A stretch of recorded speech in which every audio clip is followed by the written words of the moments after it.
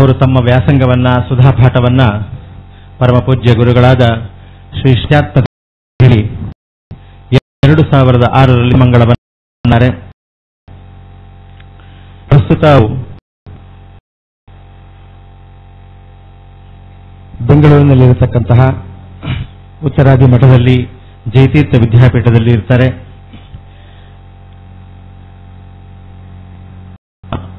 MA Sanskrit ಅನ್ನ 4ನೇ rank ಪಡೆದು ಅವರು ಉತ್ತೀರ್ಣರಾಗಿರ್ತಾರೆ. ಪ್ರಸ್ತುತ PhD ಕೂಡ ಬರೀತಾ ಇದ್ದಾರೆ ಋಗ್ವೇದ ಮೇಲೆ. Contribution of Shri Shivacharya to Veda vyakhyana ಋಗ್ಭಾಷ್ಯದ ಮೇಲೆ ಅವರ ತಮ್ಮ ಥೀಸಿಸ್ ಇನ್ನೇನು ಸದ್ಯದಲ್ಲೇ ಪ್ರಸ್ತುತಪಡಿಸಲಿದ್ದಾರೆ. ಅವರು ಈಗ ಬಹಳಷ್ಟು ಪುಸ್ತಕಗಳನ್ನ ಪಬ್ಲಿಷ್ ಇದ್ದಾರೆ. ಕೆಲವರು ಅಂದ್ರೆ ವಿಷ್ಣು ಫಾರ್ ಬಿಗಿನರ್ಸ್, ಇದು ಇಂಗ್ಲಿಷ್ ನಲ್ಲಿ ಇರತಕ್ಕಂತಹದ್ದು. ರಘೋತ್ತಮ ತೀರ್ಥ ಮಹಿಮಾ, ಇದು ಕೂಡ ಇಂಗ್ಲಿಷ್ ಇರತಕ್ಕಂತಹದ್ದು. ಪಾತ್ರಗಂ ವಿಶ್ವಂ ಇಂಗ್ಲಿಷ್ ನಲ್ಲಿ ಇರತಕ್ಕಂಥದ್ದೇ.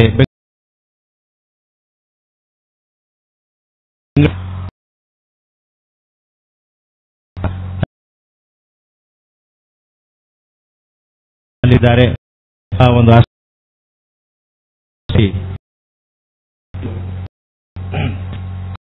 ಅದರಲ್ಲಿ ಮುಖ್ಯ ಉದ್ದೇಶ ಅವರು ವಿಶೇಷ ಪ್ರಚಾರ ಏನು ಅಂತಂದ್ರೆ ಆ ಒಂದು ಆತ್ಮಾಶ್ರಮದಿಂದ ಮಮ ಸ್ವಾಮಿ ಹರಿನಿತ್ಯಂ ಅನ್ನುವ ಮಂತ್ರದ ಒಂದು ಪ್ರಚಾರವನ್ನ ಧ್ಯಾನ ಮುಖಾಂತರವಾಗಿ, ಮೆಡಿಟೇಷನ್ ಮುಖಾಂತರವಾಗಿ ಎಲ್ಲ ಜನಗಳಿಗೆ ತಲುಪಿಸತಕ್ಕಂತಹ ಒಂದು ಕಾರ್ಯಕ್ರಮವನ್ನು ಅವರು ಹಮ್ಮಿದ್ದಾರೆ.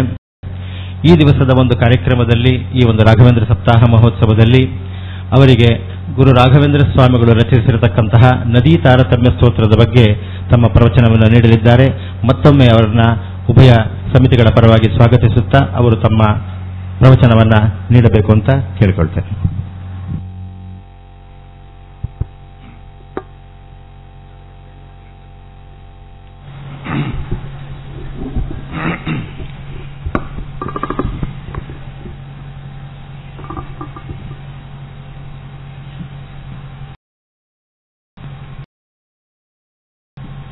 ಶ್ರೀ ಗುರುಭ್ಯೋ ನಮಃ. ಹರಿ ಓಂ. ಜ್ಞಾನಾನಂದಂ ದಿವಂ ನಿರ್ಮಲಸ್ಫಟಿಕಾಕೃತಿಂ ಆಧಾರಂ ಸರ್ವವಿದ್ಯಾನಾಂ ಹಯಗ್ರೀವಮುಪಾಸ್ಮಹೇ.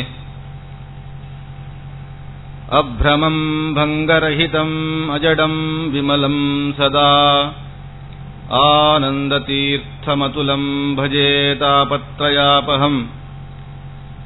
ಚಿತ್ರೈಃ ಪದೈಶ್ಚ ಗಂಭೀರೈರ್ವಾಕ್ಯೈರ್ಮಾನೈರಖಂಡಿತೈಃ ಗುರುಭಾವಂ ವ್ಯಂಜಯಂತಿ ಭಾತಿ ಶ್ರೀಜಯತೀರ್ಥವಾಕ್. ಸತ್ಯಾರ್ಥಾನ್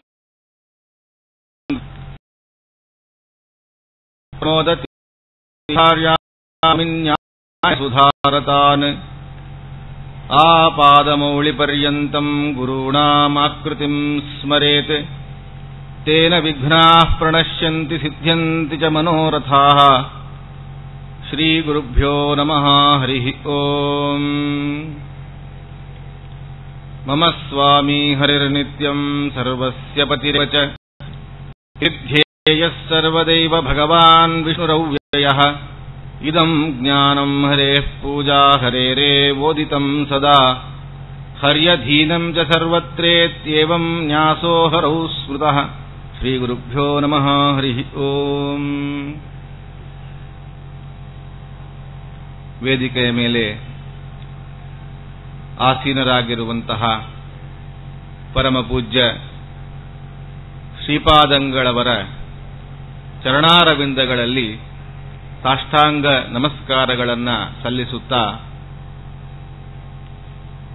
ನೆರೆದ ಎಲ್ಲ ಭಕ್ತವರ್ಗಕ್ಕೂ ಕೂಡ ಅಭಿನಂದನೆಗಳನ್ನು ಸಲ್ಲಿಸುತ್ತಾ, ನನಗೆ ಕೊಟ್ಟ ವಿಚಾರ ಬಗ್ಗೆ 2 ಮಾತುಗಳನ್ನಾಡುವುದಕ್ಕೆ ಪ್ರಯತ್ನ ಪಡುತ್ತೇನೆ. ವಿಷಯ ನದೀ ತಾರತಮ್ಯ ಸ್ತೋತ್ರ. ರಾಯರು ಬರೆದಿರುವಂತಹ ಅತ್ಯಂತ ಉತ್ಕೃಷ್ಟವಾದಂತಹ ನದಿ ತಾರತಮ್ಯದ ಒಂದು ವಿಚಾರದ ಬಗ್ಗೆ ಮಾತನಾಡಬೇಕು ಅಂತ ವಿಷಯ ಕೊಟ್ಟಿದ್ದಾರೆ. ಪ್ರಾಯ ಈ ಸನ್ನಿವೇಶವನ್ನು ನೋಡಿದಾಗ, ಈ ಸಪ್ತಾಹದ ಸನ್ನಿವೇಶವನ್ನು ನೋಡಿದಾಗ, ಈ ನದಿ ತಾರತಮ್ಯ ಸ್ತೋತ್ರದ ಬಗ್ಗೆ ಇಲ್ಲಿ ವಿಚಾರ ಮಂಡನವನ್ನ ಮಾಡುವುದಕ್ಕೆ ಏನು ಸಂಕಲ್ಪ ಮಾಡಿದ್ರು ವ್ಯವಸ್ಥಾಪಕರು, ಬಹಳ ಸೂಕ್ತ ಅಂತ ಅನಿಸುತ್ತೆ. ಯಾಕಂದ್ರೆ ಇಲ್ಲಿಯೂ 3 ನದಿಗಳ ಸಂಗಮ ಇದೆ, ತ್ರಿವೇಣಿ ಸಂಗಮ ಇಲ್ಲಿ ಆಗಿದೆ ನನಗೆ ಅನಿಸ್ತಾ ಇದೆ. ಹಾಗೆ ಒಂದು ತೀರ್ಥ ಇಲ್ಲಿ ಶ್ರೀಪಾದಂಗಳವರ ರೂಪದಲ್ಲಿ ಅವರ ಅಂತರ್ಗತವಾಗಿ ರಾಯರ ಸನ್ನಿಧಾನರಾಗಿ ಇಲ್ಲಿ ಬಂದಿದ್ದಾರೆ. ಆದ್ದರಿಂದ ಇದೊಂದು ತೀರ್ಥ ವೇದಿಕೆ ಮೇಲಿದೆ. ಭಗವಂತ ಶ್ರೀನಿವಾಸ ಇದ್ದಾನೆ, ಶ್ರೀನಿವಾಸದಿಂದ ಬಂದ ಗಂಗೆ ಇಲ್ಲಿದೆ ಅಂತ ನಾವು ಅನುಸಂಧಾನ ಮಾಡಿಕೊಳ್ಳಬಹುದು. ಎರಡನೆಯದ್ದು, ಈ ತಾರತಮ್ಯ ಸ್ತೋತ್ರದ ಬಗ್ಗೆ ನಾವು ವಿಚಾರಗಳನ್ನ ತಿಳಿಯುತ್ತಾ ಭಗವಂತನ ಮಹಿಮೆಯನ್ನು ನಾವು ತಿಳಿಯುವವರಿದ್ದೇವೆ. ಇನ್ನೊಂದು, ಎಲ್ಲ ಭಕ್ತ ಜನರಿಗೆ ಉದ್ಧಾರ ಮಾಡುವುದಕ್ಕೆ ಕಳಿಸಿರುವಂತಹ ಗಂಗೆ, ಇದು ವಾಗ್ಗಂಗೆ. ಇದು ಇಲ್ಲಿ ನಿರಂತರ ಈ ಸಪ್ತ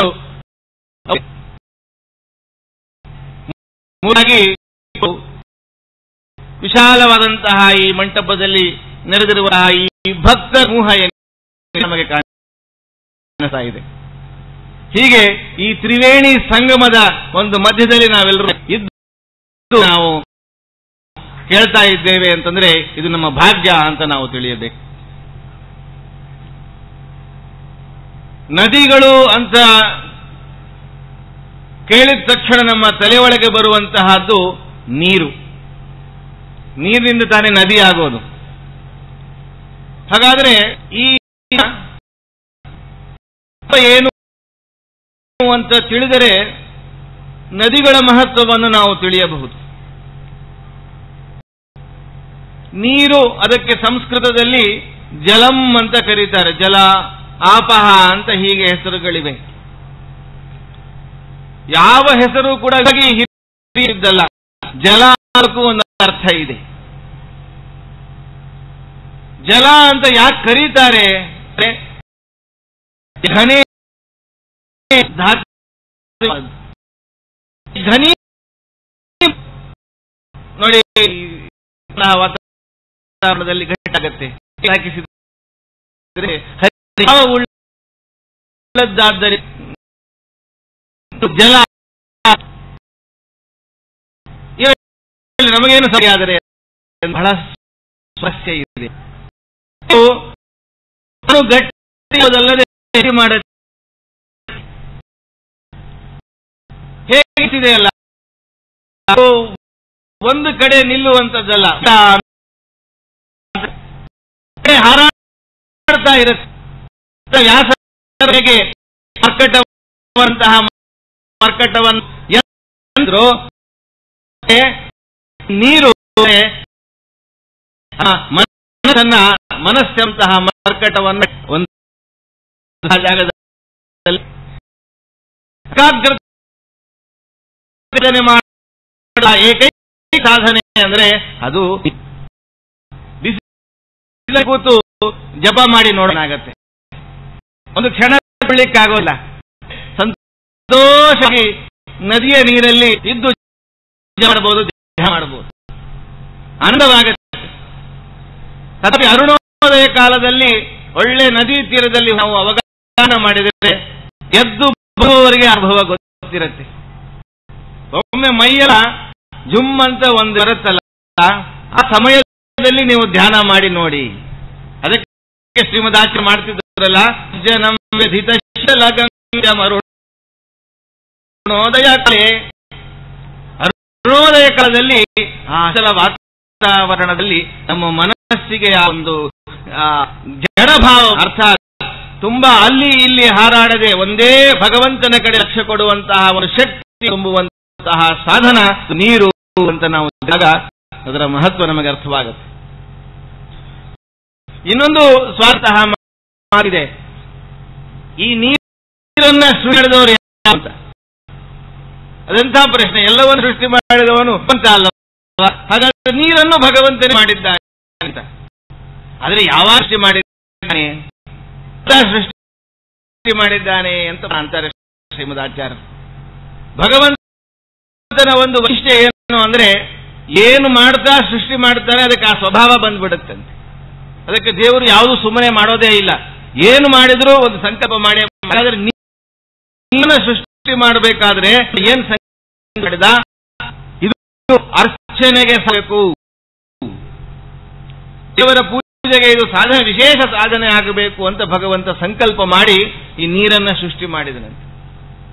ಅದಕ್ಕೆ ಈ ನೀರು ಅದು ಅರ್ಚನೆಗೆ ಸಾಧನೆ ಆಯಿತು ಅಂತ ಶ್ರೀಮದಾಚಾರ್ಯ ತಿಳಿಸ್ತಾರೆ. ಹೀಗೆ ಭಗವಂತ ತಾನು ನೀರನ್ನ ಸೃಷ್ಟಿ ಮಾಡುತ್ತಾ ತಾನು ಪೂಜೆಯನ್ನು ಮಾಡಿದನಂತೆ. ಯಾಕಂದ್ರೆ ಭಗವಂತ ಮಾಡದೇ ಇದ್ರೆ ಮುಂದೆ ಯಾರು ಮಾಡಲಿಕ್ಕೆ ಸಾಧ್ಯ ಇಲ್ಲ. ಭಗವಂತನ ಒಂದು ವೈಶಿಷ್ಟ್ಯ, ಭಗವಂತ ಧ್ಯಾನ ಮಾಡ್ತಾನೆ. ಯಾರಿಗೆ ಮಾಡಬೇಕು? ಕಣ್ಣು ಮುಚ್ಕೊಂಡು ತನಗೇ ತಾನು ಧ್ಯಾನ ಮಾಡ್ತಾನೆ. ಯಶೋಧ ಕೇಳಿಲ್ಲಲ್ಲ, ಯಾರು ಭಗವಂತ, ಪ್ರಾಜ್ಞೆ ಯಾರು ಅಂದ್ರೆ ಪ್ರಾಜ್ಞಂ, ತಾನೇ ತನ್ನನ್ನೇ ತಾನು ಆಲಿಂಗನ ಮಾಡಿಕೊಂಡು ನಾನೇ ದೇವರು ಅಂತ ಭಗವಂತ ಜಗತ್ತಿಗೆ ಸಾರಿದ್ದಾನೆ. ಹಾಗೆ ಎಲ್ಲ ಸಂದರ್ಭಗಳಲ್ಲಿಯೂ ಕೂಡ ಭಗವಂತ ಮಾಡಿದ ವ್ಯಾಪಾರ ಅದು ವಿಶಿಷ್ಟವಾಗಿರುತ್ತೆ. ಭಗವಂತ ಅದಕ್ಕಾಗಿ ಅರ್ಚನೆ ಮಾಡುತ್ತಾ ನೀರನ್ನ ಸೃಷ್ಟಿ ಮಾಡಿದ. ಅದಕ್ಕೆ ನೀರು ಅರ್ಚನೆಗೆ ಸಾಧನೆ ಆಯಿತು ಅಂತ ಶ್ರೀಮದಾಚಾರ್ಯರು ನಮಗೆ ತಿಳಿಸ್ತಾರೆ. ಅಲ್ಲಿ ಇನ್ನೊಂದು ಸೊಗಸಾದಂತಹ ಮಾತು, ನೀರು ಅನ್ನೋದಕ್ಕೆ ನಾವು ಬಳಸುವಂತಹ ನೀರು ಅಂತ ತಿಳಿದಿದ್ದೇವೆ. ಆದರೆ ವೇದಗಳಲ್ಲಿ ನೀರು ಅಂದ್ರೆ ಬೇರೆಯೇ ಅರ್ಥ ಇದೆ. ನೀರು ಅಂತಂದ್ರೆ ಕರ್ಮಗಳು ಅಂತ ಒಂದು ಅರ್ಥವನ್ನು ಹೇಳ್ತಾರೆ.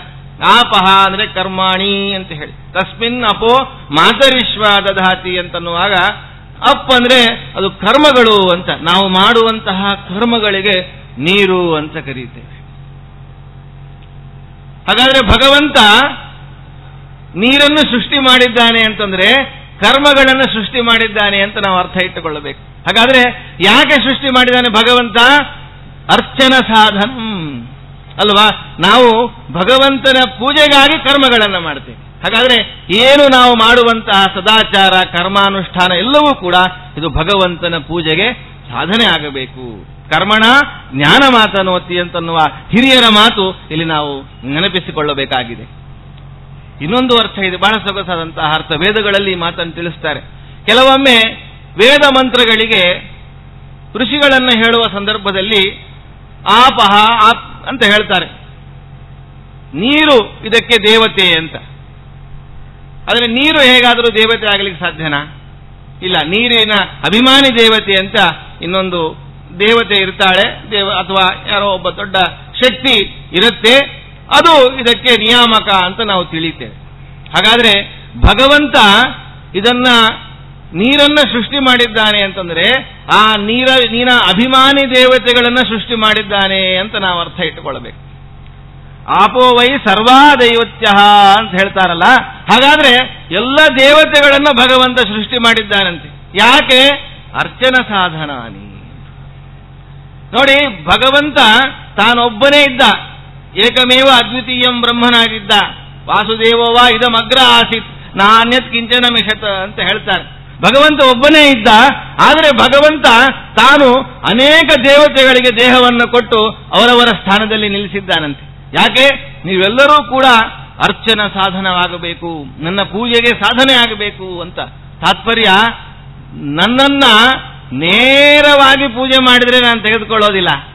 ಇವರೆಲ್ಲ ಮಧ್ಯದಲ್ಲಿ ಇರ್ತಾರಲ್ಲ, ಅವರ ಮೂಲಕವಾಗಿ ನನ್ನ ಹತ್ರ ಬಂದ್ರೆ ನಾನು ಸ್ವೀಕಾರ ಮಾಡ್ತೇನೆ ಅಂತ. ಹಾಗಾದ್ರೆ ಎಲ್ಲ ದೇವತೆಗಳು ಕೂಡ ಈ ಅರ್ಚನೆಗೆ ಸಾಧನ ಆಗಿದ್ದಾರೆ. ಯಾಕೆ? ನಾವು ಆ ದೇವತೆಗಳನ್ನ ಪೂಜೆ ಮಾಡಿದಾಗ.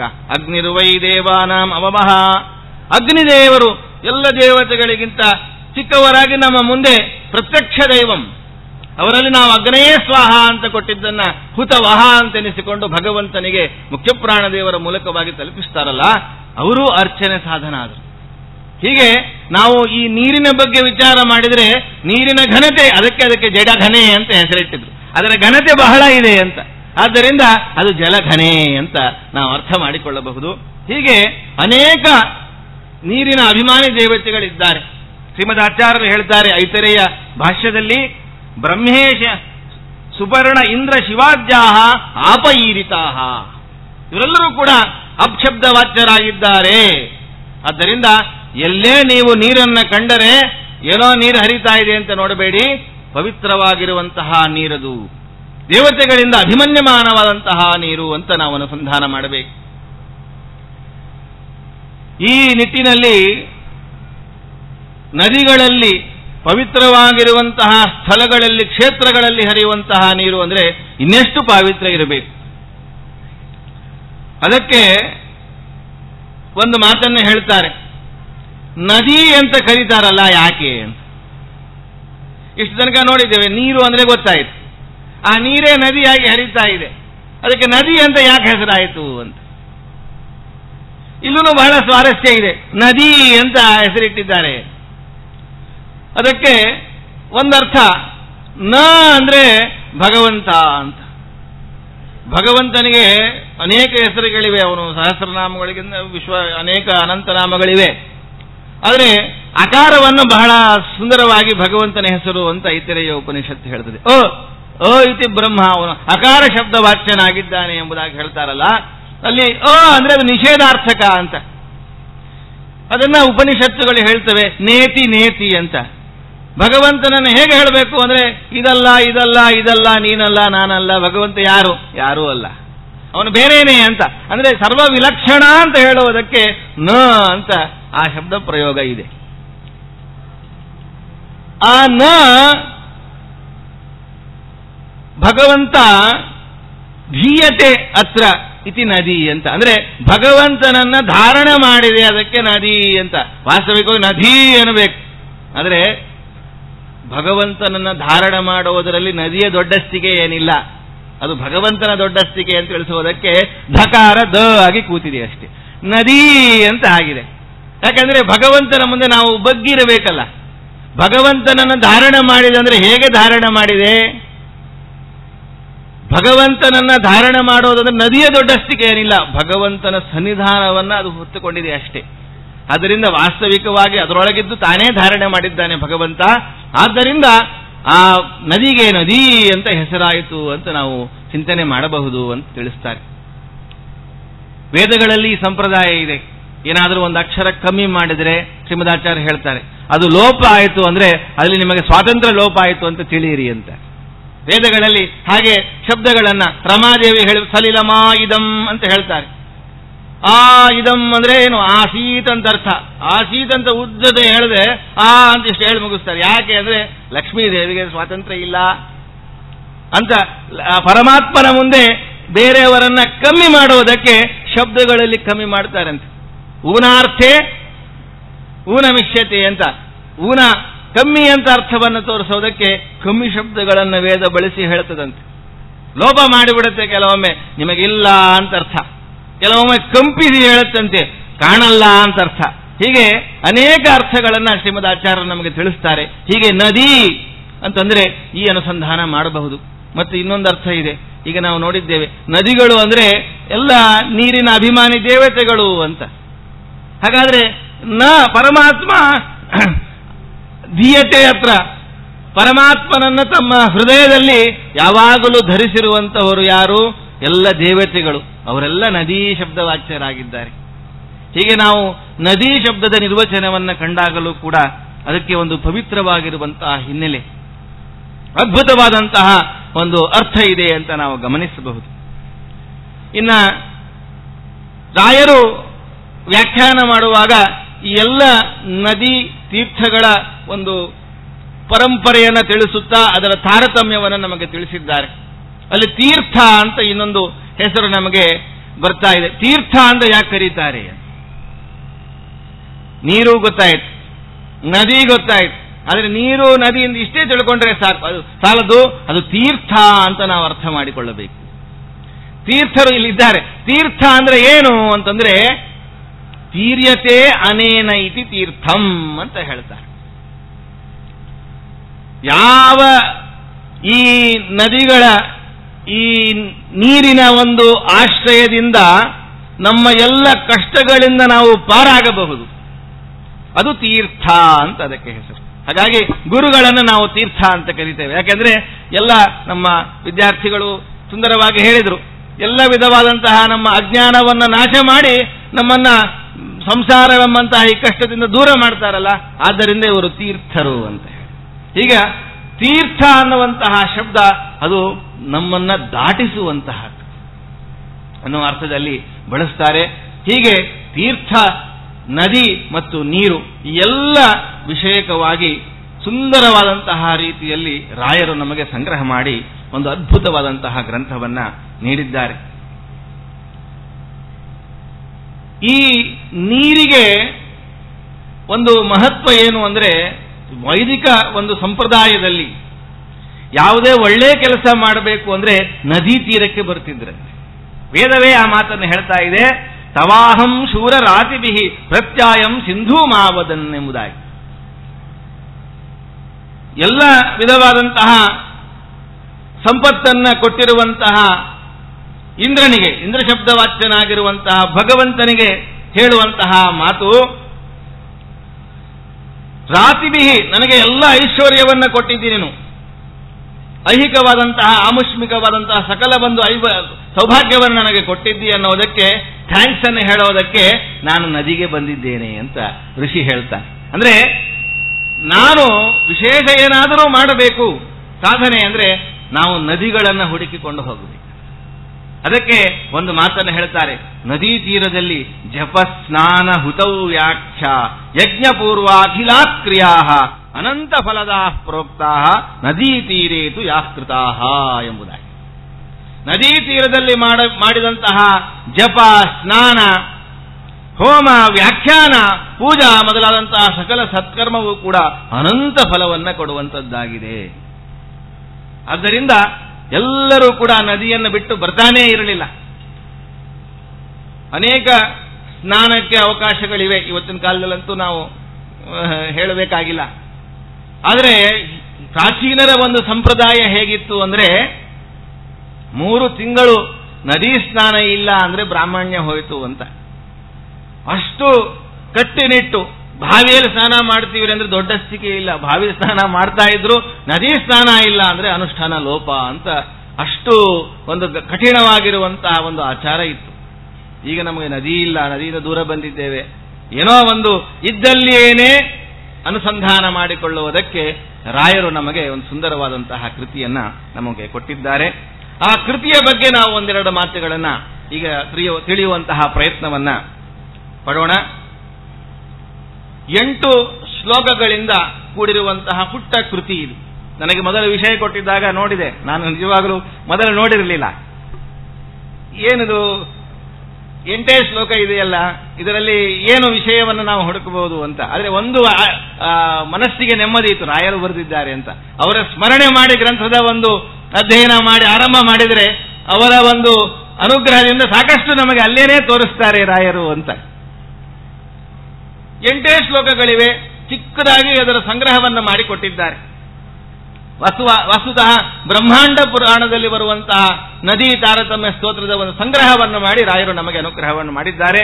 ಪ್ರಾಯ ನಮಗೆ ಗ್ರಂಥಗಳಲ್ಲಿ ಶ್ರೀಮದಾಚಾರ್ಯರು ತಿಳಿಸಿದಂತೆ ವೇದಗಳು, ಮಹಾಭಾರತ, ಭಾಗವತ, ಇತರ ಪುರಾಣಗಳು ಇವೆಲ್ಲವೂ ಕೂಡ ನಮಗೆ ಸುಲಭವಾಗಿ ಅರ್ಥವಾಗಲ್ಲ. ಗುರುಗಳ ಮುಖಾಂತರ ನಾವು ಅದನ್ನು ಅಧ್ಯಯನ ಮಾಡಬೇಕಾಗತ್ತೆ. ನೇರವಾಗಿ ನಾವು ನೋಡಿದರೆ ನಮಗೆ ಏನೋ ಅಪಾರ್ಥ ಆಗಬಹುದು. ಆದ್ದರಿಂದ ಶ್ರೀಮದಾಚಾರ್ಯರು ಮಹಾಭಾರತಕ್ಕೆ ತಾತ್ಪರ್ಯ ನಿರ್ಣಯ ಬರೋದು ನಮಗೆ ಅನುಗ್ರಹ ಮಾಡಿದ್ರು. ಇದರಿಂದ ನೀವು ಈ ಮಾಧ್ಯಮದಲ್ಲಿ ಮಹಾಭಾರತವನ್ನು ತಿಳಿದರೆ ನಿಮಗೆ ಅಪಾರ್ಥವಾಗಲಿಕ್ಕಿಲ್ಲ, ನಿರ್ಣಯ ನಿಮಗೆ ಸಿಗಬಹುದು ಅಂತ. ಹಾಗೆ ನಮಗೆ ಬೇರೆ ಕಡೆ ಬರುವಂತಹ ನದಿ ವಿವರಣೆಗಳಲ್ಲಿ ತಾರತಮ್ಯಗಳಲ್ಲಿ ಏನಾದರೂ ಹೆಚ್ಚು ಕಡಿಮೆ ವಿವಕ್ಷಾ ಭೇದೆಯನ್ನು ಹೇಳಿರಬಹುದು. ಅದಕ್ಕಾಗಿ ರಾಯರು ಈ ಗ್ರಂಥವನ್ನು ಬರೆದು ನದಿ ತಾರತಮ್ಯಕ್ಕೆ ನಮಗೆ ಅನುಷ್ಠಾನಕ್ಕೆ ಒಂದು ಒದಗುವ ರೀತಿಯಲ್ಲಿ ಆ ತಾರತಮ್ಯವನ್ನು ತಿಳಿಸಿಕೊಟ್ಟಿದ್ದಾರೆ. ಮುಂದೆ ಬರುತ್ತೆ, ಯಮುನಾ ನದಿಯ ಒಂದು ಕಕ್ಷೆಯನ್ನು ಹೇಳಬೇಕಾದ್ರೆ ಸ್ವಲ್ಪ ಬ್ರಹ್ಮಾಂಡ ಪುರಾಣಕ್ಕೂ ಈ ಪುರಾಣಕ್ಕೂ ಸ್ವಲ್ಪ, ರಾಯರು ಬರೆದ ಸ್ತೋತ್ರಕ್ಕೂ ಸ್ವಲ್ಪ ವ್ಯತ್ಯಾಸ ಇದೆ. ಆದರೆ ನಾವು ಗುರುಗಳ ಒಂದು ಪದಾರವಿಂದಗಳಲ್ಲಿ ತ್ವಯಿ ಭಾರತ್ ಸಮರ್ಪಿತ ಅಂತ, ಹಾಗಾಗಿ ರಾಯರು ನಮಗೇನು ನಿರ್ಣಯ ಕೊಟ್ಟಿದ್ದಾರೆ ಅದನ್ನು ನಾವು ಅನುಸರಿಸಿಕೊಂಡ್ರೆ ನಮಗೆ ಯಾವ ಚಿಂತೆ ಇಲ್ಲ. ರಾಯರು ನಮಗೆ ರಕ್ಷಾ ಕವಚವನ್ನು ತೊಡಗಿಸ್ತಾರೆ ಅನ್ನೋ ಅನುಸಂಧಾನದಿಂದ ನಾವು ಅದನ್ನು ಗ್ರಹಣ ಮಾಡಬಹುದು. ಹೀಗೆ ನದಿ ತಾರತಮ್ಯ ಇಲ್ಲಿ ಸುವ್ಯಕ್ತವಾಗಿ ಅದು ಮೂಡಿ ಬಂದಿದೆ. ಒಂದು ವಿಶೇಷ ಇದರಲ್ಲಿ ನಾವು ಹೇಳಬೇಕು ಅಂದರೆ, ನದಿಗಳಲ್ಲಿ ಅರ್ಘ್ಯವನ್ನು ಕೊಡುವಂತಹ ರೀತಿಯ ಬಗ್ಗೆ ಬಹಳ ಅಪರೂಪವಾದಂತಹ ಒಂದು ವಿಚಾರವನ್ನು ರಾಯರು ನಮಗೆ ತಿಳಿಸ್ತಾರೆ. ನಾವು ನದಿಗಳಿಗೆ ಹೋಗ್ತೇವೆ, ನಮಗೆ ನೆನಪಿರೋದೆಷ್ಟು ಅಂದ್ರೆ ಆ ನದಿಯಲ್ಲಿ ಸ್ನಾನ ಮಾಡಬೇಕು ಅಷ್ಟು ನೆನಪಿರುತ್ತೆ. ಆದರೆ ಆಮೇಲೆ ಅರ್ಘ್ಯ ಕೊಟ್ಟು ಬರಬೇಕು ಅಂತ ಬಹಳ ಜನಕ್ಕೆ ಗೊತ್ತಿರೋದಿಲ್ಲ. ಸ್ವಲ್ಪ ಆಸಕ್ತರಿದ್ರೆ ಅದು ಗೊತ್ತಿರುತ್ತೆ, ಆದರೆ ಅದರ ಸೂಕ್ಷ್ಮತೆಗಳು ಗೊತ್ತಿರಲಿಕ್ಕೆ. ಆ ನದಿ ಹೆಸರು ತಿಳ್ಕೊಳ್ತೇವೆ, ಆ ನದಿಯ ಅರ್ಘ್ಯ ಏನೋ ಪಕ್ಕದಲ್ಲಿ ಆಚಾರದ ಸ್ನಾನ ಮಾಡ್ತಾ ಇದ್ರೆ ಅವ್ರಿಗೆ ಕೇಳ್ಕೊಂಡು ನಾವು ಅರ್ಘ್ಯ ಕೊಟ್ಬಿಡ್ತೇವೆ. ಆದರೆ ರಾಯರು ಬಹಳ ವಿಶಿಷ್ಟವಾಗಿ ತಿಳಿಸ್ತಾರೆ, ಯಾವುದೇ ಒಂದು ನದಿಯಲ್ಲಿ ನೀವು ಅರ್ಘ್ಯ ಕೊಡಬೇಕಾದರೂ ಉತ್ತಮ ನದಿಗಳಿಗೆ ಅರ್ಘ್ಯವನ್ನ ಕೊಟ್ಟು ಆ ನದಿ ಒಂದು ಅಭಿಮಾನಿ ದೇವತೆಗೆ ಅರ್ಘ್ಯವನ್ನು ಕೊಡಬೇಕು, ಅಧಮ ನದಿಗಳಿಗೆ ಅಲ್ಲಿ ಅರ್ಘ್ಯವನ್ನು ಕೊಡಬಾರದು ಎಂಬುದಾಗಿ ಈ ಪ್ರಮೇಯ ವಿಶೇಷವನ್ನ ವಿಶಿಷ್ಟವಾಗಿ ಇದರಲ್ಲಿ ತಿಳಿಸಿದ್ದಾರೆ ಎಂಬುದಾಗಿ ನಾವು ಅನುಸಂಧಾನ ಮಾಡಬಹುದು. ಸರ್ವೋತ್ತಮ ನದಿ ಯಾವುದು ಎಂಬುದಕ್ಕೆ ರಾಯರು ಏಕಕಂಠದಿಂದ ಗಂಗಾ ನದಿ ಇದು ಸರ್ವೋತ್ತಮ ನದಿ ಎಂಬುದಾಗಿ ತಿಳಿಸುತ್ತಾ, ಅಧಮ ನದಿ, ಅಧಮ ತೀರ್ಥ, ಅಧಮ ಜಲಾಶಯ ಯಾವುದು ಅಂದ್ರೆ ಭಾವಿ, ಇದು ಅಧಮ ಅಧಮ ಅಂತ ಹೇಳಿದ್ದಾರೆ. ಬೇರೆ ಇನ್ನು ನೆಗೆಟಿವ್ ಅಲ್ಲಿ ಯಾವುದನ್ನು ಹೇಳಿಲ್ಲ, ಉಲ್ಲೇಖ ಮಾಡಿಲ್ಲ. ನಾವು ಅದರಲ್ಲೆಲ್ಲ ಗಂಗಾ ಅನುಸಂಧಾನ ಮಾಡಿಕೊಂಡೋದ್ರಿಂದ ನಾವು ಉತ್ತಮ ನದಿಯಲ್ಲೇನೆ ದಿವಸ ಸ್ನಾನ ಮಾಡ್ತಾ ಇದ್ದೇವೆ ಅಂತ ಅನುಸಂಧಾನ ಮಾಡ್ಕೋಬೇಕಷ್ಟೆ. ನಾವು ಭಾವಿ ಸ್ನಾನ ಮಾಡ್ತಾ ಇಲ್ಲ, ನಾವೆಲ್ಲರೂ ಕೂಡ ಉತ್ತಮ ನದಿಯಾದಂತಹ ಗಂಗಾ ನದಿಯಲ್ಲಿಯೇ ಸ್ನಾನ ಮಾಡ್ತಾ ಇದ್ದೇವೆ ಅಂತ ಅನುಸಂಧಾನ ಮಾಡಿಕೊಳ್ಳಬೇಕು. ಹೀಗೆ ಈ ಪುಟ್ಟ ಕೃತಿಯಲ್ಲಿ ಅನೇಕ ವಿಚಾರಗಳನ್ನು ರಾಯರು ತಿಳಿಸಿದ್ದಾರೆ. ಸ್ನಾನ ಮಾಡುವುದಕ್ಕೆ ನಾವು ಹೊರಡುವಾಗ, ನದಿ ಮೊದಲಾದಂತಹ ತೀರ್ಥಗಳಲ್ಲಿ ನಾವು ಹೋಗುವಾಗ ಮುಖ್ಯವಾಗಿ ನಾವು ಅನುಸಂಧಾನ ಮಾಡಬೇಕಾಗಿರುವಂತಹ ವಿಚಾರಗಳು ಯಾವುವು ಅದನ್ನು ನಾವು ತಿಳಿಯಬೇಕು. ಅಂದರೆ ಮೊದಲನೇದಾಗಿ ನದಿಯ ಹೆಸರಿನ ಮಹತ್ವ. ಆ ನದಿಗೆ ಆ ಹೆಸರು ಯಾಕೆ ಬಂತು, ಅದರ ಹಿನ್ನೆಲೆ ಏನು, ಸಾಧ್ಯ ಇದ್ದರೆ ಅದಕ್ಕೇನಾದರೂ ಪೌರಾಣಿಕ ಕಥೆ ಇತ್ತು ಅಂದರೆ ಅದನ್ನು ತಿಳಿಯುವುದು ಇದು ಅಗತ್ಯ, ಮುಖ್ಯವಾಗಿರುವಂತಹ ವಿಚಾರ. ಎರಡನೆಯದ್ದು, ನದಿಯ ಅಭಿಮಾನಿ ದೇವತೆಗಳು ಯಾರು, ಜೊತೆಗೆ ಆ ಅಭಿಮಾನಿ ದೇವತೆಗಳಲ್ಲಿ ಇರುವಂತಹ ಭಗವಂತನ ನಿಯಾಮಕ ರೂಪ, ಈ ನದಿಯ ಒಂದು ನಿಯಾಮಕ ರೂಪ ಯಾವುದು, ಇದನ್ನು ನಾವು ತಿಳಿಯಬೇಕು. ಈ ಎಲ್ಲ ವಿಚಾರಗಳನ್ನ ಕೆಲವೊಮ್ಮೆ ನಾವು ನದಿಗೆ ಹೋದಾಗ ಮರೆತು ಬಿಡ್ತೇವೆ. ಕೆಲವರಿಗೆ ಈ ಸಮಸ್ಯೆ ಇರುತ್ತೆ, ಪಂಚಾಂಗ ಅಲ್ಲಿ ಪಕ್ಕದಲ್ಲಿ ಇಟ್ಕೊಂಡಿರ್ತಾರೆ, ನೋಡಿ ಬಂದಿರ್ತಾರೆ, ಇಲ್ಲಿ ನೆನಪಿರಲ್ಲ, ಅಲ್ಲಿ ಹೇಳಿದ್ದೇವಲ್ಲ ಸಾಕು ಅಂತ. ನಾವು ನಮ್ಮ ಗುರುಗಳ ಜೊತೆಗೆ ಸ್ನಾನಕ್ಕೆ ಹೋಗಬೇಕು, ಹೀಗೆ ಮಾಡ್ತೀವಿ. ಮಹಾಸಂಕಲ್ಪವನ್ನ ಮಾಡಿಸುವವರು ಅವೆಲ್ಲ ಅಲ್ಲಿ ನಮಗೆ ಕೇಳಿಸೋದಿಲ್ಲ, ಕೇಳಿದ್ರು ನಮಗೆ ಅನುಸಂಧಾನ ಇರಲಿಕ್ಕಿಲ್ಲ, ಅದಕ್ಕೆ ಮೊದಲೇ ಓದ್ಕೊಂಡು ಹೋಗ್ಬಿಡೋದು, ಅಲ್ಲಿ ಹೇಳಿದ್ದೇವಲ್ಲ ಸಾಕು, ಇಲ್ಲಿ ಅಪ್ಲೈ ಮಾಡ್ಕೊಳ್ಳೋಣ. ಹಾಗೆ ಒಂದು ಮೊದಲು ಓದಿಕೊಂಡು ಅಲ್ಲಿ ಹೋಗಿ ಸ್ನಾನ ಮಾಡಿಬಿಡೋದು, ಇದು ಕನಿಷ್ಠ ಪಕ್ಷ ಅಷ್ಟಾದರೂ ಮಾಡಬೇಕು. ನೆನಪಿತ್ತು ಅಂದ್ರೆ ಅಲ್ಲಿ ನದಿಯಲ್ಲಿ ಇದ್ದಾಗ ಸ್ನಾನ ಮಾಡುವಾಗ ಆ ಸಂದರ್ಭದಲ್ಲಿ ಎಲ್ಲ ದೇವತೆಗಳನ್ನ, ಅಲ್ಲಿರುವಂತಹ ಭಗವಂತನ ರೂಪವನ್ನು ನೆನೆಸಿಕೊಂಡು ಸ್ನಾನ ಮಾಡಬೇಕು. ಇದು ಗೊತ್ತಿಲ್ಲದೆ ಇದ್ರೆ ಅಕಸ್ಮಾತ್ ಆವಾಗ ಹಿಂದೆ ಹೇಳಿದ್ದೇನೆ, ಆದರೆ ಈಗ ಮರೆತೋದ್ರೆ ಏನ್ ಮಾಡಬೇಕು, ಅದಕ್ಕೆ ಒಂದು ನಮಗೆ ವಿಚಾರವನ್ನು ಹೇಳ್ತಾರೆ. ಯದಾನ ಜ್ಞಾಯತೆ ನಾಮ ತಸ್ಯ ತೀರ್ಥಸ್ಯ ಭೋದ್ವಿಜಾಹ. ಆ ನದಿಯ ಹೆಸರು ಗೊತ್ತಾಗಿಲ್ಲ, ಎಲ್ಲೋ ಸಡನ್ ಆಗಿ ಹೆಲಿಕಾಪ್ಟರ್ ಇಂದ ನಾವು ಬಿದ್ದಿದ್ದೇವೆ, ಅದು ಎಲ್ಲಿದ್ದೇವೋ ಗೊತ್ತಿಲ್ಲ, ಯಾವ ನದಿ ಅಂತ ಗೊತ್ತಿಲ್ಲ, ಸ್ನಾನಕ್ಕಂತೂ ಅವಕಾಶ ಸಿಕ್ಕಿದೆ ಮಾಡಿಬಿಡೋಣ ಅಂತ ಮನಸ್ಸಾಯಿತು. ಆದರೆ ಯಾವ ನದಿ, ಒಬ್ಬರು ನನಗೆ ಫೋನ್ ಮಾಡಿದ್ರು, ಬದರಿ ಯಾತ್ರೆ ಮಾಡ್ತಾ ನಾವು ಅಂತ ಕಡೆ ಬಂದಿದ್ದೇವೆ, ಈ ನದಿ ಅಭಿಮಾನಿ ದೇವತೆ ಯಾರು ಹೇಳಿ ಅಂತ. ಸಡನ್ ಆಗಿ ಏನೋ ಅತ್ಯಗತ್ಯ ಅವಶ್ಯಕತೆ ಬಂತು, ಯಾವ ದೇವತೆ ಯಾವ ಭಗವಂತನ ರೂಪ ಅಂತ ತಿಳಿಯಬೇಕು. ಅದಕ್ಕೆ ಒಂದು ಪ್ರಮಾಣ ವಾಕ್ಯವನ್ನು ಹೇಳ್ತಾರೆ. ಯದಾನ ಜ್ಞಾಯತೆ ನಾಮ ತಸ್ಯ ತೀರ್ಥಸ್ಯ ಭೋದ್ವಿಜಾಹ ತತ್ರೇತ್ಯುಚ್ಚಾರಣಂ ಕಾರ್ಯಂ ವಿಷ್ಣು ತೀರ್ಥಮಿದಂ ಸದಾ ಎಂಬುದಾಗಿ. ಇದು ವಿಷ್ಣು ತೀರ್ಥ ಅಂತ ಅನುಸಂಧಾನ ಮಾಡಿ ಅಲ್ಲಿ ಸ್ನಾನ ಮಾಡಬೇಕು ಎಂಬುದಾಗಿ ಹೇಳ್ತಾರೆ. ತೀರ್ಥಸ್ಯ ದೇವತಾ ವಿಷ್ಣು ಸರ್ವತ್ರಾಪಿ ನ ಸಂಶಯ ಎಂಬುದಾಗಿ ಹೇಳ್ತಾರೆ. ಹೀಗೆ ನಾವು ನದಿಗಳ ಒಂದು ಹತ್ತಿರ ಹೋಗಿ ಸ್ನಾನಾದಿಗಳನ್ನು ಮಾಡುವುದಕ್ಕೆ ಹೊರಡುವಾಗ ಆಗ ಇರಬೇಕಾಗಿರುವಂತಹ ಅನುಸಂಧಾನದ ಬಗ್ಗೆ ನಾವು ತಿಳಿಯುತ್ತಾ, ತಾರತಮ್ಯದ ಬಗ್ಗೆ ನಮ್ಮ ಸುಧಾ ವಿದ್ಯಾರ್ಥಿಗಳನ್ನ ತಿಳಿಸಿದರು. ಹರಿಪರತರಹ ಎಂಬುದಾಗಿ, ಭಗವಂತ ಸರ್ವೋತ್ತಮ ಅಂತ ಹೇಳಿ. ಹಾಗಾದ್ರೆ ನಾವು ಎಲ್ಲಾ ಕಡೆಗೂ ಕೂಡ ಅನುಸಂಧಾನಕ್ಕೆ ಇಟ್ಟುಕೊಳ್ಳುವಂತಹ ವಿಚಾರ ಅದು ಭಗವಂತನ ಸರ್ವೋತ್ತಮತ್ವ, ಅದನ್ನು ಮರೆಯುವಂತೆ ಇಲ್ಲ. ಅದನ್ನು ನಾವು ಸೇರಿಸಿಕೊಂಡು ಈ ನದಿಗಳ ತಾರತಮ್ಯವನ್ನ ನಾವು ನೋಡುವ ಬಗೆ ಹೇಗೆ? ಭಗವಂತನ ಒಂದು ಸನ್ನಿಧಾನಕ್ಕೆ ಪಾತ್ರವಾಗುವಂತಹ ನದಿಗಳನ್ನ ನಾವು ತಿಳಿಯುತ್ತಾ ಅದರಲ್ಲಿ ಭಗವಂತ ತಾನು ತಾರತಮ್ಯವನ್ನು ಹೇಗೆ ಇಟ್ಟಿದ್ದಾನೆ ಅಂತ ನಾವು ತಿಳಿದು ಕೊನೆಗೆ ಪರ್ಯವಸಾನ ಭಗವಂತ ಇಷ್ಟೆಲ್ಲವನ್ನ ನಿಯಮನ ಮಾಡುವಂತವನು ಅವನು ಸರ್ವೋತ್ತಮ ಎಂಬುದರಲ್ಲಿ ನಾವು ಪರ್ಯವಸಾನ ಮಾಡಬೇಕು. ಅದಕ್ಕೆ ಒಂದು ಸಣ್ಣ ಒಂದು ಫಾರ್ಮುಲಾ ನೋಡಿ. ನಾವು ಎಲ್ಲಾ ಕಡೆನೂ ಕೂಡ ನಮಗೆ ಯಾವಾಗ ಡೀಟೇಲ್ ಜಾಸ್ತಿ ಆಗತ್ತೆ ನಾವು ಮರೆತು ಬಿಡ್ತೀವಿ. ಸಂಗ್ರಹ ರುಚಿ ನಮಗೆ ಅಂದ್ರೆ ಚಿಕ್ಕದಾಗಿ ಮೊದಲು ಆಚಾರ್ಯರು 37 ಗ್ರಂಥಗಳನ್ನು ಮಾಡಿದ್ರು, ಅದನ್ನು ಓದ್ರಪ್ಪ, ಇಷ್ಟು ಮಾಡಿದ್ರೆ ಮೋಕ್ಷ ಅಂತ. ಅದಕ್ಕಿಂತಲೂ ಹಿಂದೆ ಮಹಾಭಾರತ ಓದಬೇಕು, ಭಾಗವತ ಓದಬೇಕು, ಇಷ್ಟೆಲ್ಲವನ್ನ ಓದಿ ನೀವೇ ನಿರ್ಣಯ ಮಾಡಿಕೊಂಡು ಕಷ್ಟಪಟ್ಟು ಆದರೂ ಸಿಗುತ್ತೋ ಇಲ್ಲೋ ಅನ್ನೋ ತರ ಇತ್ತು. ಶ್ರೀಮದಾಚಾರ್ಯರು ಕನ್ಸೈಸ್ ಮಾಡಿದ್ರು. ಇದು ಈ ಪರಂಪರೆ ಸ್ಟಾರ್ಟ್ ಆಗಿದ್ದು ಅವ್ರ ಗುರುಗಳಿಂದ, ವೇದವ್ಯಾಸ ದೇವರೇ ಅನಂತಾವೈ ವೇದ, ಅಷ್ಟು ಅನಂತ ವೇದಗಳನ್ನ ಒಂದು ರೀತಿಯಾಗಿ ಕನ್ಸೈಸ್ ಮಾಡಿ ನಿಮಗೆ 4 ವೇದಗಳಲ್ಲಿ ಕೊಟ್ಟರು. ರುಚಾಂಚ ರುಚ ಉದ್ಧಿತ್ಯ ಋಗ್ವೇದನ್ ಕೃತವಾನ್ ಪ್ರಭು ಎಂಬುದಾಗಿ ಸಂಗ್ರಹ ಮಾಡಿಕೊಟ್ರು. ಅದು ನಮಗೆ ಸ್ವಲ್ಪ ಜಾಸ್ತಿ ಆಯಿತು, ಇನ್ನು ಸ್ವಲ್ಪ ಸಂಗ್ರಹ ಮಾಡಿಕೊಡಿ ನನಗೆ ತಿಳಿಯಾಗಿ ಕನ್ನಡದಲ್ಲಿ ಒಂದೊಂದು ಪೇಜಲ್ಲಿ ಒಂದೊಂದು ಗ್ರಂಥದ ಸರ್ವಮೂಲ ಗ್ರಂಥದ ಅದೊಂದು ಬೇರೆ ಸರ್ವಮೂಲ ಗ್ರಂಥದ ಒಂದು ಸಾರವನ್ನ ಒಂದೊಂದು ಪೇಜಲ್ಲಿ ನನಗೆ ಮಾಡಿಕೊಡಿ, ಅಷ್ಟು ಓದಿ ನಾನು ಸಾರ್ಥಕತೆಯನ್ನು ಪಡಿತೇನೆ ಅಂತ. ಹೀಗೆ ನಮಗೆ ಸಂಗ್ರಹ ರುಚಿ ಬಹಳ. ಎಲ್ಲವನ್ನ ನಾವು ಎಲ್ಲಾ ಸಮಯದಲ್ಲೂ ಅನುಸಂಧಾನ ಮಾಡಿಕೊಳ್ಳಬೇಕು ಅಂದ್ರೆ ಸಂಗ್ರಹ ಇದ್ದಾಗ ಮಾತ್ರ ಸಾಧ್ಯ. ಹಾಗಾದ್ರೆ ಈ ಎಲ್ಲ ವಿಚಾರಗಳನ್ನ ನಾವು ತಿಳಿಯುವಾಗ ಅನೇಕ ನದಿಗಳು ಬರಬಹುದು, ಎಲ್ಲ ಬರಬಹುದು. ಆದರೆ ಒಂದು ಮಾತು ನನಗೆ ನೆನಪಿದ್ದರೆ, ಒಂದು ಮಾತನ್ನು ನಾವು ಮರೆಯದಿದ್ದರೆ ಎಲ್ಲದರ ಅನುಸಂಧಾನದ ಫಲ ಬಂದಂಗಾಯಿತು. ಅದು ಯಾವುದು ಅಂದ್ರೆ ಶ್ರೀಮದಾಚಾರ್ಯ ನಮಗೆ ಹೇಳಿಕೊಟ್ರು, ಮಮ ಸ್ವಾಮಿ ಹರಿರ ನಿತ್ಯಂ ಸರ್ವಸ್ಯ ಪತಿರೇವಚ. ಇದು ಯಾವ ನದಿಯೂ ಬರಲಿ ಸರ್ವಸ್ಯ ಪತಿರೇವಚ, ಎಲ್ಲ ನದಿಗಳಿಗೂ ಭಗವಂತ ಅವನ ನಿಯಾಮಕ.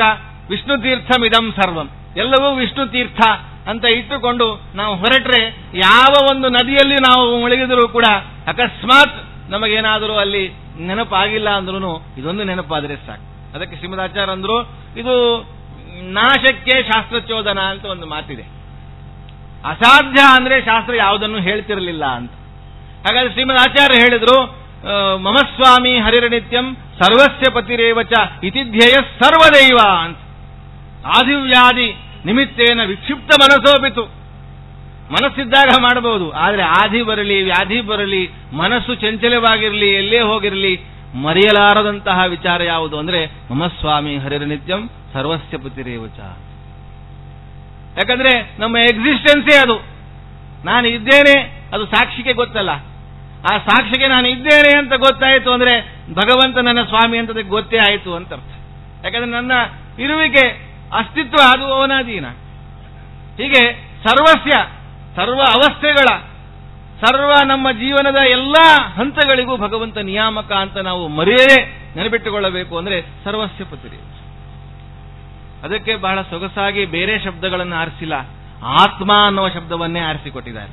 ಯಾಕಂದ್ರೆ ನಾವು ನಮ್ಮನ್ನು ಮರೆಯಲ್ವಲ್ಲ, ಎಲ್ಲರನ್ನ ಮರೀತೇವೆ. ಅದ್ರ ಶ್ರೀಮದಾಚಾರ್ಯ ಅಂತಾರೆ, ಸ್ವಾದರ ಸರ್ವ ಜಂತೂನಾಂ ಸಂಸಿದ್ಧೋ ಹಿ ಸ್ವಭಾವತಃ ಅಂತ. ನಮಗೆ ನಮ್ಮ ಮೇಲಿರುವಷ್ಟು ಪ್ರೀತಿ ಇನ್ನು ಯಾರ ಮೇಲೂ ಇರೋದೇ ಇಲ್ಲ. ಅದಕ್ಕಾಗಿ ನೀವು ಯಾರನ್ನ ಮರೀತೀರೋ ಬಿಡ್ತೀರೋ, ಆತ್ಮ ನಿಮ್ಮನ್ನು ನೀವು ಮರೆಯಲ್ಲ. ಹಾಗಾದ್ರೆ ಆ ಆತ್ಮ ಅನ್ನೋ ಶಬ್ದದಲ್ಲಿಯೇ ನಾವು ಈ ಗುಟ್ಟನ್ನು ಕೊಡ್ತೇವೆ. ಆತ್ಮ ಅಂದ್ರೆ ಯಾರೋ ಅಲ್ಲ, ಸ್ವಾಮಿ ಅಂತ ಅರ್ಥ. ಹಾಗಾದ್ರೆ ಯಾವಾಗ ನಿಮ್ಮ ನೆನಪಾಯಿತು, ಭಗವಂತನ ರಾಯರು ಬರೀತಾರೆ ಬಹಳ ಸುಂದರವಾಗಿ, ಭಗವಂತನ ಸಂಬಂಧಿತಯನೇ ನಿಮ್ಮ ನೆನಪಾಗಬೇಕು ಅಂತ. ಯಾವಾಗ ಭಗವಂತನ ಸಂಬಂಧಿತಯ ನಿಮ್ಮ ನೆನಪಾಗತ್ತೋ ಅವಾಗ ಭಗವಂತನಿಗೆ ಬಹಳ ಪ್ರೀತಿ ಅಂತೆ. ಅದಕ್ಕೆ ಭಗವಂತ ಆತ್ಮ ಶಬ್ದವನ್ನು ಇಟ್ಟುಕೊಂಡಿದ್ದಾನೆ. ನಮಗೆ ಸ್ವಾರ್ಥ ಇದೆ ಅಂತ ನಾವೆಲ್ಲರೂ ಅಂತ ಒಪ್ಕೊಂಡ್ಬಿಡ್ತೇವೆ. ಭಗವಂತನ ಗುಣಗಳನ್ನು ನಾವು ಅನುಸಂಧಾನ ಮಾಡಲಿಕ್ಕೆ ಹೊರಡುವಾಗ ನಾವು 3 ಗುಣಗಳನ್ನು ಆರಿಸಿಕೊಂಡಿದ್ದೇವಂತೆ. ಒಂದು ಸತ್ವಗುಣ. ಭಗವಂತ ಸತ್ ಅಂದ್ರೆ ನಿರ್ದುಷ್ಟ ನಿರ್ದೋಷ ಅಂತ ಅರ್ಥ. ಯಾಕೆ ನಮಗದು ಬೇಕಾಯಿತು? ನನ್ನ ದೋಷ ಕಳೀಬೇಕು. ಅವ್ರು ಹೇಳಿದ್ರು ಹರಿ ಅಂತ, ನನ್ನ ದೋಷವನ್ನ ಹರಿ ಪ್ಲೀಸ್ ಹರಿ ಅಂತ ಹೇಳಿ ನಾವು ಭಗವಂತನನ್ನ ಪ್ರಾರ್ಥನೆ ಮಾಡಿದ್ವಿ, ಬೇಗ ನನ್ನ ದೋಷಗಳನ್ನ ಕಳಿ ಅಂತ. ಅದಕ್ಕಾಗಿ ಭಗವಂತನನ್ನ ನಾವು ಸತ್ ಅಂತ ಉಪಾಸನೆ ಮಾಡ್ತೇವೆ, ಭಗವಂತನನ್ನ ಚಿತ್ ಅಂತ ಉಪಾಸನೆ ಮಾಡ್ತೇವೆ. ಯಾಕೆ ಅಂದ್ರೆ ನಮಗೆ ಜ್ಞಾನ ಬೇಕು, ನಮ್ಮ ಸ್ವರೂಪ ಜ್ಞಾನ ಆನಂದಮಯ ಅಂತ ತಿಳಿಸಿದ್ದಾರೆ, ಅದು ನಮಗೆ ಬೇಕು. ಅದಕ್ಕಾಗಿ ಭಗವಂತನನ್ನ ಚಿತ್ ಅಂತ ನಾವು ಉಪಾಸನೆ ಮಾಡ್ತೇವೆ, ಜ್ಞಾನರೂಪಿ ನೀನು ಅಂತ. ಭಗವಂತನನ್ನು ಆನಂದ ಅಂತ ಉಪಾಸನೆ ಮಾಡ್ತೇವೆ. ಯಾಕೆ? ನಮಗೆ ಆನಂದ ಬೇಕು ಅಂತ. ಹಾಗಾದ್ರೆ ಸತ್ ಚಿತ್ ಆನಂದ ಇಷ್ಟು ಸಾಕು, ನಿಮಗೆ ಮೋಕ್ಷ ಆಯಿತು. ನಾಲ್ಕನೇದು ಶ್ರೀಮದಾಚಾರ್ಯ ಹೇಳಿದ್ದಾರೆ, ಸಚ್ಚಿದ ಆನಂದ ಆತ್ಮೇತಿ ಮಾನುಷೈಹಿ ಅಂತ ಹೇಳಿದ್ದಾರೆ. ನಾಲ್ಕನೇದು ಯಾಕೆ ಬೇಕು ಅಂತ ರಾಯರು ಪ್ರಶ್ನೆ ಮಾಡಿಕೊಂಡು ಹೇಳ್ತಾರೆ. ಆ ನಾಲ್ಕನೇದು ಇದೆಯಲ್ಲ, ಅದು ಭಗವಂತನ ಸಂಬಂಧವನ್ನು ನೆನಪು ಮಾಡಿಕೊಳ್ಳುವಂತಹ ಶಬ್ದ. ಆದ್ದರಿಂದ ಭಗವಂತನ ಪ್ರೀತಿ ಸಂಪಾದಕ. ನಿಮಗೆ ಸತ್ ಚಿತ್ ಆನಂದ ಬೇಕು ಅಂದ್ರೆ ಆತ್ಮ ಅಂತ ಉಪಾಸನೆ ಮಾಡಿ, ಅನ್ನೋದನ್ನು ಮರಿಬೇಡಿ ಅಂತ. ಹಾಗಾದ್ರೆ ಈ ತತ್ವ ಏನಿದೆಯಲ್ಲ, ನಮಗೆ ಶ್ರೀಮದಾಚಾರ್ಯರು, ರಾಯರು, ಎಲ್ಲ ಪುರಾಣಗಳು ತಿಳಿಸುವಂತಹ ಆತ್ಮ ಶಬ್ದದ ಒಂದು ಏನು ಹಿನ್ನೆಲೆಯಲ್ಲಿ ಭಗವಂತನ ಸರ್ವಸ್ವಾಮಿತ್ವ, ಸರ್ವೋತ್ತಮತ್ವದ ಏನು ವಿಚಾರ ಇದೆಯಲ್ಲ, ಅದನ್ನು ಮರೆಯದೆ ನಾವು ಈ ನದಿ ತಾರತಮ್ಯವನ್ನ ಹಂತ ಹಂತವಾಗಿ ನಾವು ನೋಡ್ತಾ ಬರೋಣ. ಒಂದು ನಾನು ಕೇಳ್ಕೊಳ್ತೇನೆ, ಒಂದೊಂದು ನದಿಯ ವಿಚಾರ ಬಂದಾಗ ನಾವು ತ್ರಿವೇಣಿ ಸಂಗಮದಲ್ಲಿದ್ದೇವೆ, ಆ ನದಿಯ ಸ್ನಾನವನ್ನ ಮಾಡ್ತಾ ಇದ್ದೇವೆ ಅಂತನ್ನುವ ಅನುಸಂಧಾನ ಎಲ್ಲರಿಗೂ ಇದೆ. ಈ ಒಂದು ಸ್ನಾನವನ್ನು ಇಲ್ಲೇ ಆಚರಣೆ ಮಾಡೋಣ. ದೊಡ್ಡವರ ಒಂದು ಸನ್ನಿಧಾನದಲ್ಲಿ ಈ ತ್ರಿವೇಣಿ ಸಂಗಮದಲ್ಲಿ ಸ್ನಾನ ಮಾಡಿಬಿಟ್ರೆ ಪುನರ್ಜನ್ಮ ನ ವಿದ್ಯತೆ. ಇಂತಹ ಒಂದು ಪವಿತ್ರವಾದಂತಹ ಗಂಗೆಯಲ್ಲಿ ಮಿಂದವರಿಗೆ ಎಲ್ಲಿ ಪುನರ್ಜನ್ಮ? ಹಾಗಾದ್ರೆ ನಾವು ಆ ನದಿಗಳ ಒಂದು ಪ್ರಸಂಗ ಬಂದಾಗ ನಾನು ಆ ನದಿಯಲ್ಲಿ ಇದ್ದು ಸ್ನಾನ ಮಾಡ್ತಾ ಇದ್ದೇನೆ ಅನ್ನುವ ಅನುಸಂಧಾನ ಎಲ್ಲರೂ ಮಾಡಿದಾಗ ಇದಿನ್ನಷ್ಟು ಅದು ನಮಗೆ ಮಹತ್ವವನ್ನು ತಂದುಕೊಡ್ತಾ ಇದೆ ಅಂತ ಹೇಳ್ತಾ, ನದಿಗಳ ತಾರತಮ್ಯವನ್ನ ಅವುಗಳ ಒಂದು ಅರ್ಥಕ್ರಿಯಾಕಾರಿತ್ವದ ಒಂದು ರೀತಿಯಿಂದ ಅರ್ಥ ಮಾಡಿಕೊಳ್ಳಬಹುದು ಅಂತ ಅದಕ್ಕೆ ಒಂದು ದೃಷ್ಟಾಂತವನ್ನು ಕೊಡ್ತಾರೆ. ನಾವು ಉಪವಾಸ ಬರುತ್ತೆ, ಎಷ್ಟೆಚ್ಚು ಉಪವಾಸ ಇದ್ರೆ ಅಷ್ಟು ಪುಣ್ಯ ಬರುತ್ತೆ ಅಂತ. ಯಾಕಂದ್ರೆ ತಿಂದಷ್ಟು ಪಾಪ ಸಂಪಾದನೆ ಮಾಡ್ತಿರ್ತೇವೆ. ಎಷ್ಟೆಷ್ಟೋ ಪ್ರಾಣಿಗಳನ್ನ, ಎಷ್ಟೆಷ್ಟೋ ಬ್ಯಾಕ್ಟೀರಿಯಾ ಮುಂತಾದಂತಹ ಅನೇಕ ಜೀವಿಗಳನ್ನ ನಾವು ಅದಕ್ಕೆ ತೊಂದರೆ ಕೊಟ್ಟೆ ನಾವು ಊಟ ಮಾಡಬೇಕಾಗತ್ತೆ. ಪಂಚಸೂನ ಅಂತ ಕರೀತಾರಲ್ಲ, ಅದನ್ನೆಲ್ಲ ಮಾಡಿ ನಾವು ಊಟ ಮಾಡಬೇಕಾದ್ರೆ ಪಾಪ ಸಂಚಯ ಆಗತ್ತೆ. ಹಾಗಾದ್ರೆ ನಾವು ಅದನ್ನು ಬಿಟ್ಟಿದ್ದೇವೆ ಅಂದ್ರೆ ಪುಣ್ಯ ಸಂಪಾದನೆ ಆದ ಹಾಗೆ. ಹಾಗಾದ್ರೆ ಅದನ್ನ ಒಂದು ಬೆಂಚ್ ಮಾರ್ಕ್ ಆಗಿ ಇಟ್ಟುಕೊಂಡ್ರೆ ನಮಗೆ ಹೇಗೆ ಒಂದೊಂದು ನದಿಯನ್ನು ಕಾಣಬಹುದು ಅಂದ್ರೆ, ತ್ರಿರಾತ್ರ ಫಲದ ನದ್ಯ ಯಾಕಾಶ್ಚಿತ್ ಅಸಮುದ್ರಗಾಹ ಅಂತ. ನದಿಗಳಲ್ಲಿ ಸಮುದ್ರಕ್ಕೆ ಸೇರುವಂತಹ ನದಿಗಳು, ಸಮುದ್ರಕ್ಕೆ ಸೇರದಂತಹ ನದಿಗಳು ಅಂತ ಎರಡು ಭಾಗ ಮಾಡಿಕೊಂಡ್ರೆ, ಸಮುದ್ರಕ್ಕೆ ಸೇರದಂತಹ ನದಿಗಳಲ್ಲಿ ನಾವು ಸ್ನಾನ ಮಾಡಿದರೆ ತ್ರಿರಾತ್ರ ಫಲದ ನದ್ಯ, 3 ದಿವಸ ಉಪವಾಸ ಇದ್ದರೆ ಏನು ಪುಣ್ಯ ಬರಬೇಕು ಅಷ್ಟು ಬರುತ್ತೆ. ಸಮುದ್ರಗಾಸ್ತು ಪಕ್ಷಸ್ಯ, ಇನ್ನು ಸಮುದ್ರಕ್ಕೆ ಹೋಗುವಂತಹ ನದಿಗಳು ಸಾಮಾನ್ಯ ನದಿಗಳು ಅಂತ ಅರ್ಥ. ಆ ನದಿಗಳಲ್ಲಿ ನಾವು ಸ್ನಾನ ಮಾಡಿದರೆ ಒಂದು ಪಕ್ಷ 15 ದಿವಸ ಉಪವಾಸ ಇರುವಷ್ಟು ಫಲ ನಮಗೆ ಬರುತ್ತೆ. ಮಾಸಸ್ಯ ಸರಿತಾಂಪತಿ, ಸಮುದ್ರದಲ್ಲಿ ನಾವು ಸಮುದ್ರ ಸ್ನಾನವನ್ನು ಮಾಡಿದರೆ ಒಂದು ತಿಂಗಳು ನಾವು ಉಪವಾಸ ಇದ್ದಷ್ಟು ಫಲ ಬರುತ್ತೆ ಅಂತ ಹೇಳ್ತಾರೆ. ಇಲ್ಲಿಗೆ ಮುಗಿದಿಲ್ಲ ನೋಡ್ರಿ. ಅದಕ್ಕಿಂತಲೂ ಉತ್ತಮ ಫಲ ಯಾವುದು ಅಂದ್ರೆ ಷಣ್ಮಾಸ ಫಲದ ಗೋದ, 6 ತಿಂಗಳು ಉಪವಾಸ ಮಾಡುವುದ ಫಲ ಗೋದಾವರಿ ನದಿಯಲ್ಲಿ ಸ್ನಾನ ಮಾಡಿದರೆ ಬರುತ್ತೆ. ವತ್ಸರಸ್ಯತು ಜಾಹ್ನವಿ, ಗಂಗಾ ನದಿಯಲ್ಲಿ ಸ್ನಾನ ಮಾಡಿದರಂತೂ 1 ವರ್ಷವೂ ಉಪವಾಸ ಇದ್ದಂತೆ. ಗಂಗಾ ಮಹಿಮೆ ಅದನ್ನು ಮುಂದೆ ನಾವು ತಿಳಿಯೋಣ, ಅದು ಅಪಾರ ಇದೆ, ನಮ್ಮ ಕೈಯಲ್ಲಿ ಹೇಳಲಿಕ್ಕೆ ಆಗಲ್ಲ. ಅದೆಲ್ಲ ವಾಗೀಶೋ ಬಹುಲಾನನಃ ಅಂತಾರೆ. ಹಾಗಾಗಿ ನಮಗೆ ಅದನ್ನೆಲ್ಲ ಹೇಳಲಿಕ್ಕೆ ಆಗೋದಿಲ್ಲ. ಅಂತಹ ಗಂಗಾ ನದಿಯಲ್ಲಿ ಸ್ನಾನ ಮಾಡಿದರೆ 1 ವರ್ಷ ಉಪವಾಸ ಇದ್ದಷ್ಟು ಫಲ ಬರುತ್ತೆ ಅಂತ. ಇರಲಿ, ಬಹಳ ಸಂತೋಷ. ಇದಕ್ಕೇನಾದರೂ ಹೆಚ್ಚಿಂದ ಇದೆಯಾ ಅಂದ್ರೆ ಇದೆ ಅಂತ. ಇದೇನು ಅಂದ್ರೆ ದ್ವಾದಶಾಬ್ದೋಪವಾಸಸ್ಯ ವಿಷ್ಣುಪಾದೋದ ಸೇವನಂ ಅಂತ ಹೇಳಿ ಶ್ರೀಗಳವರು ತೀರ್ಥ ಕೊಡ್ತಾರೆ. ಆ ತೀರ್ಥವನ್ನ ನೀವು 3 ಸಲ ತೆಗೆದುಕೊಂಡ್ಬಿಟ್ರೆ ಸಾಕು, 12 ವರ್ಷ ನೀವು ಉಪವಾಸ ಮಾಡಿದ ಫಲ ಅದು ಬರ್ತಾ ಇದೆ ಅಂತ ನಾವು ಅನುಸಂಧಾನ ಮಾಡಿದರೆ ಭಗವಂತನ ಪಾದಜಲಕ್ಕೆ ಎಂತಹ ಮಹಿಮೆ ಇದೆ. ಭಗವಂತನ ಇಷ್ಟೆಲ್ಲ ಅನುಸಂಧಾನದಿಂದ ಮಾಡಿದ ಒಂದು ತಂತ್ರಸಾರೋಕ್ತವಾಗಿರುವಂತಹ ಪೂಜೆಯನ್ನ ಮಾಡಿದ ಈ ತೀರ್ಥಕ್ಕೆ ಎಷ್ಟು ಮಹತ್ವ ಇದೆ ಕೇಳಿ. ನಾವು ಅದನ್ನೆಲ್ಲ ದಿವಸ ತೆಗೆದುಕೊಳ್ತೇವಲ್ಲ, ಭಗವಂತ ಫಲ ಕೊಡ್ತಾ ಇಲ್ಲ. ಯಾಕಂದ್ರೆ ನೀವು ತೆಗೆದುಕೊಳ್ತಾ ಇದ್ದೀರಿ, ಅನುಸಂಧಾನ ಮಾಡ್ತಾ ಇಲ್ಲ ಅಷ್ಟೇ. ಭಗವಂತನಿಗೆ ಅನುಸಂಧಾನ ಬೇಕು, ಅನುಸಂಧಾನ ಮಾಡಿದರೆ ಫಲ ಕೊಡ್ತಾನೆ. ಹೀಗೆ ಆ ನದಿಗಳಲ್ಲಿ ಫಲದಿಂದಲೇ ತಾರತಮ್ಯ ಇಷ್ಟಿದೆ ಅಂತ ನಾವು ತಿಳಿಯಬೇಕು. ನದಿ ತಾರತಮ್ಯದಲ್ಲಿ ನಾವು ತಿಳಿದಂತೆ ಮೊಟ್ಟ ಮೊದಲಿಗೆ ಬರುವವಳು ಗಂಗಾ. ಗಂಗಾ ನದಿಯ ಬಗ್ಗೆ ಹೇಳಬೇಕು ಅಂದ್ರೆ ನಾನು ಮೊದಲು ತಿಳಿಸಿದಂತೆ ಅದೇ ಒಂದು ಪಟ್ಟಿಯಲ್ಲಿ ನಾವು ಹೋಗೋಣ. ನದಿಯ ಒಂದು ಹೆಸರಿನ ಒಂದು ಹಿನ್ನೆಲೆ. ಗಂಗಾ ನದಿಗೆ ಗಂಗಾ ಅಂತ ಯಾಕೆ ಹೆಸರಾಯಿತು ಅಂತ ನಾವು ತಿಳಿದರೆ ಅದರಲ್ಲಿ ನಮಗೆ ಒಂದು ಮುಳುಗುವ ಆಸಕ್ತಿ ಜಾಸ್ತಿ ಆಗಬಹುದು ಅಂತ. ಗಂಗಾ ಅಂತ ಅದಕ್ಕೆ ಕರೆದದ್ದು ಹರಿಚರಣಾತ್ ಗಾಂ ಭೂಮಿಂ ಗತ ಇತಿ ಗಂಗಾ ಎಂಬುದಾಗಿ ತಿಳಿಸ್ತಾರೆ. ಭಗವಂತನ ಚರಣಗಳಿಂದ ಭೂಮಿಗೆ ಇಳಿದು ಬಂದವಳು ಗಾಂ ಗತ. ಆದ್ದರಿಂದ ಇದಕ್ಕೆ ಗಂಗಾ ಎಂಬುದಾಗಿ ಕರೆದಿದ್ದಾರೆ. ಅಂತಹ ಪವಿತ್ರವಾಗಿರುವಂತಹ ಗಂಗಾ ನದಿ. ಈ ಗಂಗಾ ನದಿಯನ್ನು ನೋಡಿದರೆ ಏನು ಅನುಸಂಧಾನ ಇರಬೇಕು ಅಂದರೆ ಸಾಕ್ಷಾತ್ ಭಗವಂತನೇ ಈ ರೂಪದಲ್ಲಿ ಹರಿತಾ ಇದ್ದಾನೆ ಅಂತ. ಸಯೇವ ದ್ರವರೂಪೇಣ ಗಂಗಾಂಭೋ ನಾತ್ರ ಸಂಶಯ. ಇಂತಹ ಅನುಸಂಧಾನವಿರಬೇಕು ಅಂತ ಹೇಳ್ತಾರೆ. ಭಗವಂತ ಸರ್ವಗತ ಯೋಸೌ ಸರ್ವಗತೋ ದೇವ ಚಿತ್ಸ್ವರೂಪಿ ನಿರಂಜನ. ಆ ನೀರನ್ನು ಮತ್ತೆ ಭಗವಂತ ಅಭೇದ ಅಂತ ತಿಳ್ಕೋಬಾರದು. ಚಿತ್ಸ್ವರೂಪಿ ಭಗವಂತ ಚಿತ್ಸ್ವರೂಪಿಯಾಗಿ ಆ ರೂಪದಲ್ಲಿ ತಾನು ಹರಿತಾ ಇದ್ದಾನೆ ಎಂಬುದಾಗಿ ನಾವು ಕಾಣಬೇಕು ಅಂತ ಹೇಳ್ತಾರೆ. ಯಾವುದೇ ನದಿಯಲ್ಲಿ ನಾವು ಉತ್ಕೃಷ್ಟತೆಯನ್ನು ಕಂಡಾಗ ಅದರ ಒಂದು ಉತ್ಕೃಷ್ಟತೆ, ಅದರ ಒಂದು ಪಾಪ ನಿವಾರಕತ್ವ ಎಲ್ಲವೂ ಕೂಡ ಅದು ಭಗವಂತನಿಂದ ಬಂದಿದೆ ಅಂತ ನಾವು ಅನುಸಂಧಾನ ಮಾಡಿಕೊಳ್ಳಬೇಕು. ಗಂಗಾ ನದಿ ವಿಷಯದಲ್ಲಿಯೂ ಅಷ್ಟೇ. ಗಂಗಾ ನದಿಗೆ ಪಾವಿತ್ರ್ಯ ಬಂದದ್ದು ಭಗವಂತನ ಪಾದದ ಸಂಪರ್ಕದಿಂದ ಎಂಬುದಾಗಿ ತಿಳಿಸ್ತಾರೆ. ಹೀಗೆ ಯಾನಿ ತೀರ್ಥಾದಿ ವಾಕ್ಯಾನಿ ಕರ್ಮಾದಿ ವಿಷಯಾನಿ ಚ ಸ್ಥಾವಕಾನ್ಯೇವ ತಾನಿ ಸ್ಯುಹು ಅಜ್ಞಾನ ಮೋಹನಾನಿವಾ. ಬೇರೆ ಬೇರೆ ಕಡೆಯಲ್ಲಿ ಬೇರೆ ಬೇರೆ ಸ್ತೋತ್ರಗಳು ಬೇರೆ ಬೇರೆ ನದಿಗಳಿಗೆ ಉತ್ತಮತ್ವವನ್ನು ಹೇಳಿದರೂ ಕೂಡ ನಾವು ಇದನ್ನ ಮರೆಯದೆ ಅನುಸಂಧಾನ ಮಾಡಬೇಕಾದ ವಿಚಾರ. ಗಂಗಾ ನದಿಯಷ್ಟು ಉತ್ತಮವಾಗಿರುವಂತಹ ನದಿ ಇನ್ನೊಂದು ಯಾವುದು ಇಲ್ಲ ಎಂಬುದಾಗಿ ಹೇಳ್ತಾರೆ. ಆ ಗಂಗಾ ನದಿಯ ಒಂದು ಮಹತ್ವ ಎಷ್ಟು ಅಂದರೆ, ಒಂದು ಕಾವ್ಯದಲ್ಲಿ ಒಬ್ಬ ಕವಿ ಬಹಳ ಚಮತ್ಕಾರವಾಗಿ ಹೇಳ್ತಾನೆ, ಗಂಗಾ ನದಿಯಲ್ಲಿ ಸ್ನಾನ ಮಾಡಿದ್ರೆ ಏನು ಫಲ ಬರಬಹುದು ಅಂತ. ಅದಕ್ಕೆ ಈ ಹಳೆ ಕಾಲದಲ್ಲಿ ರಾಜರ ಒಂದು ರಾಣಿಯರು ಬಂದು ಸ್ನಾನ ಮಾಡುವಂತಹ ಸಂದರ್ಭದಲ್ಲಿ ಅವರು ಹಚ್ಚಿಕೊಂಡಿರುವಂತಹ ಮೃಗಮದ ಅದು ನೀರಿನಲ್ಲಿ ಅದು ಕರಗತ್ತಂತೆ.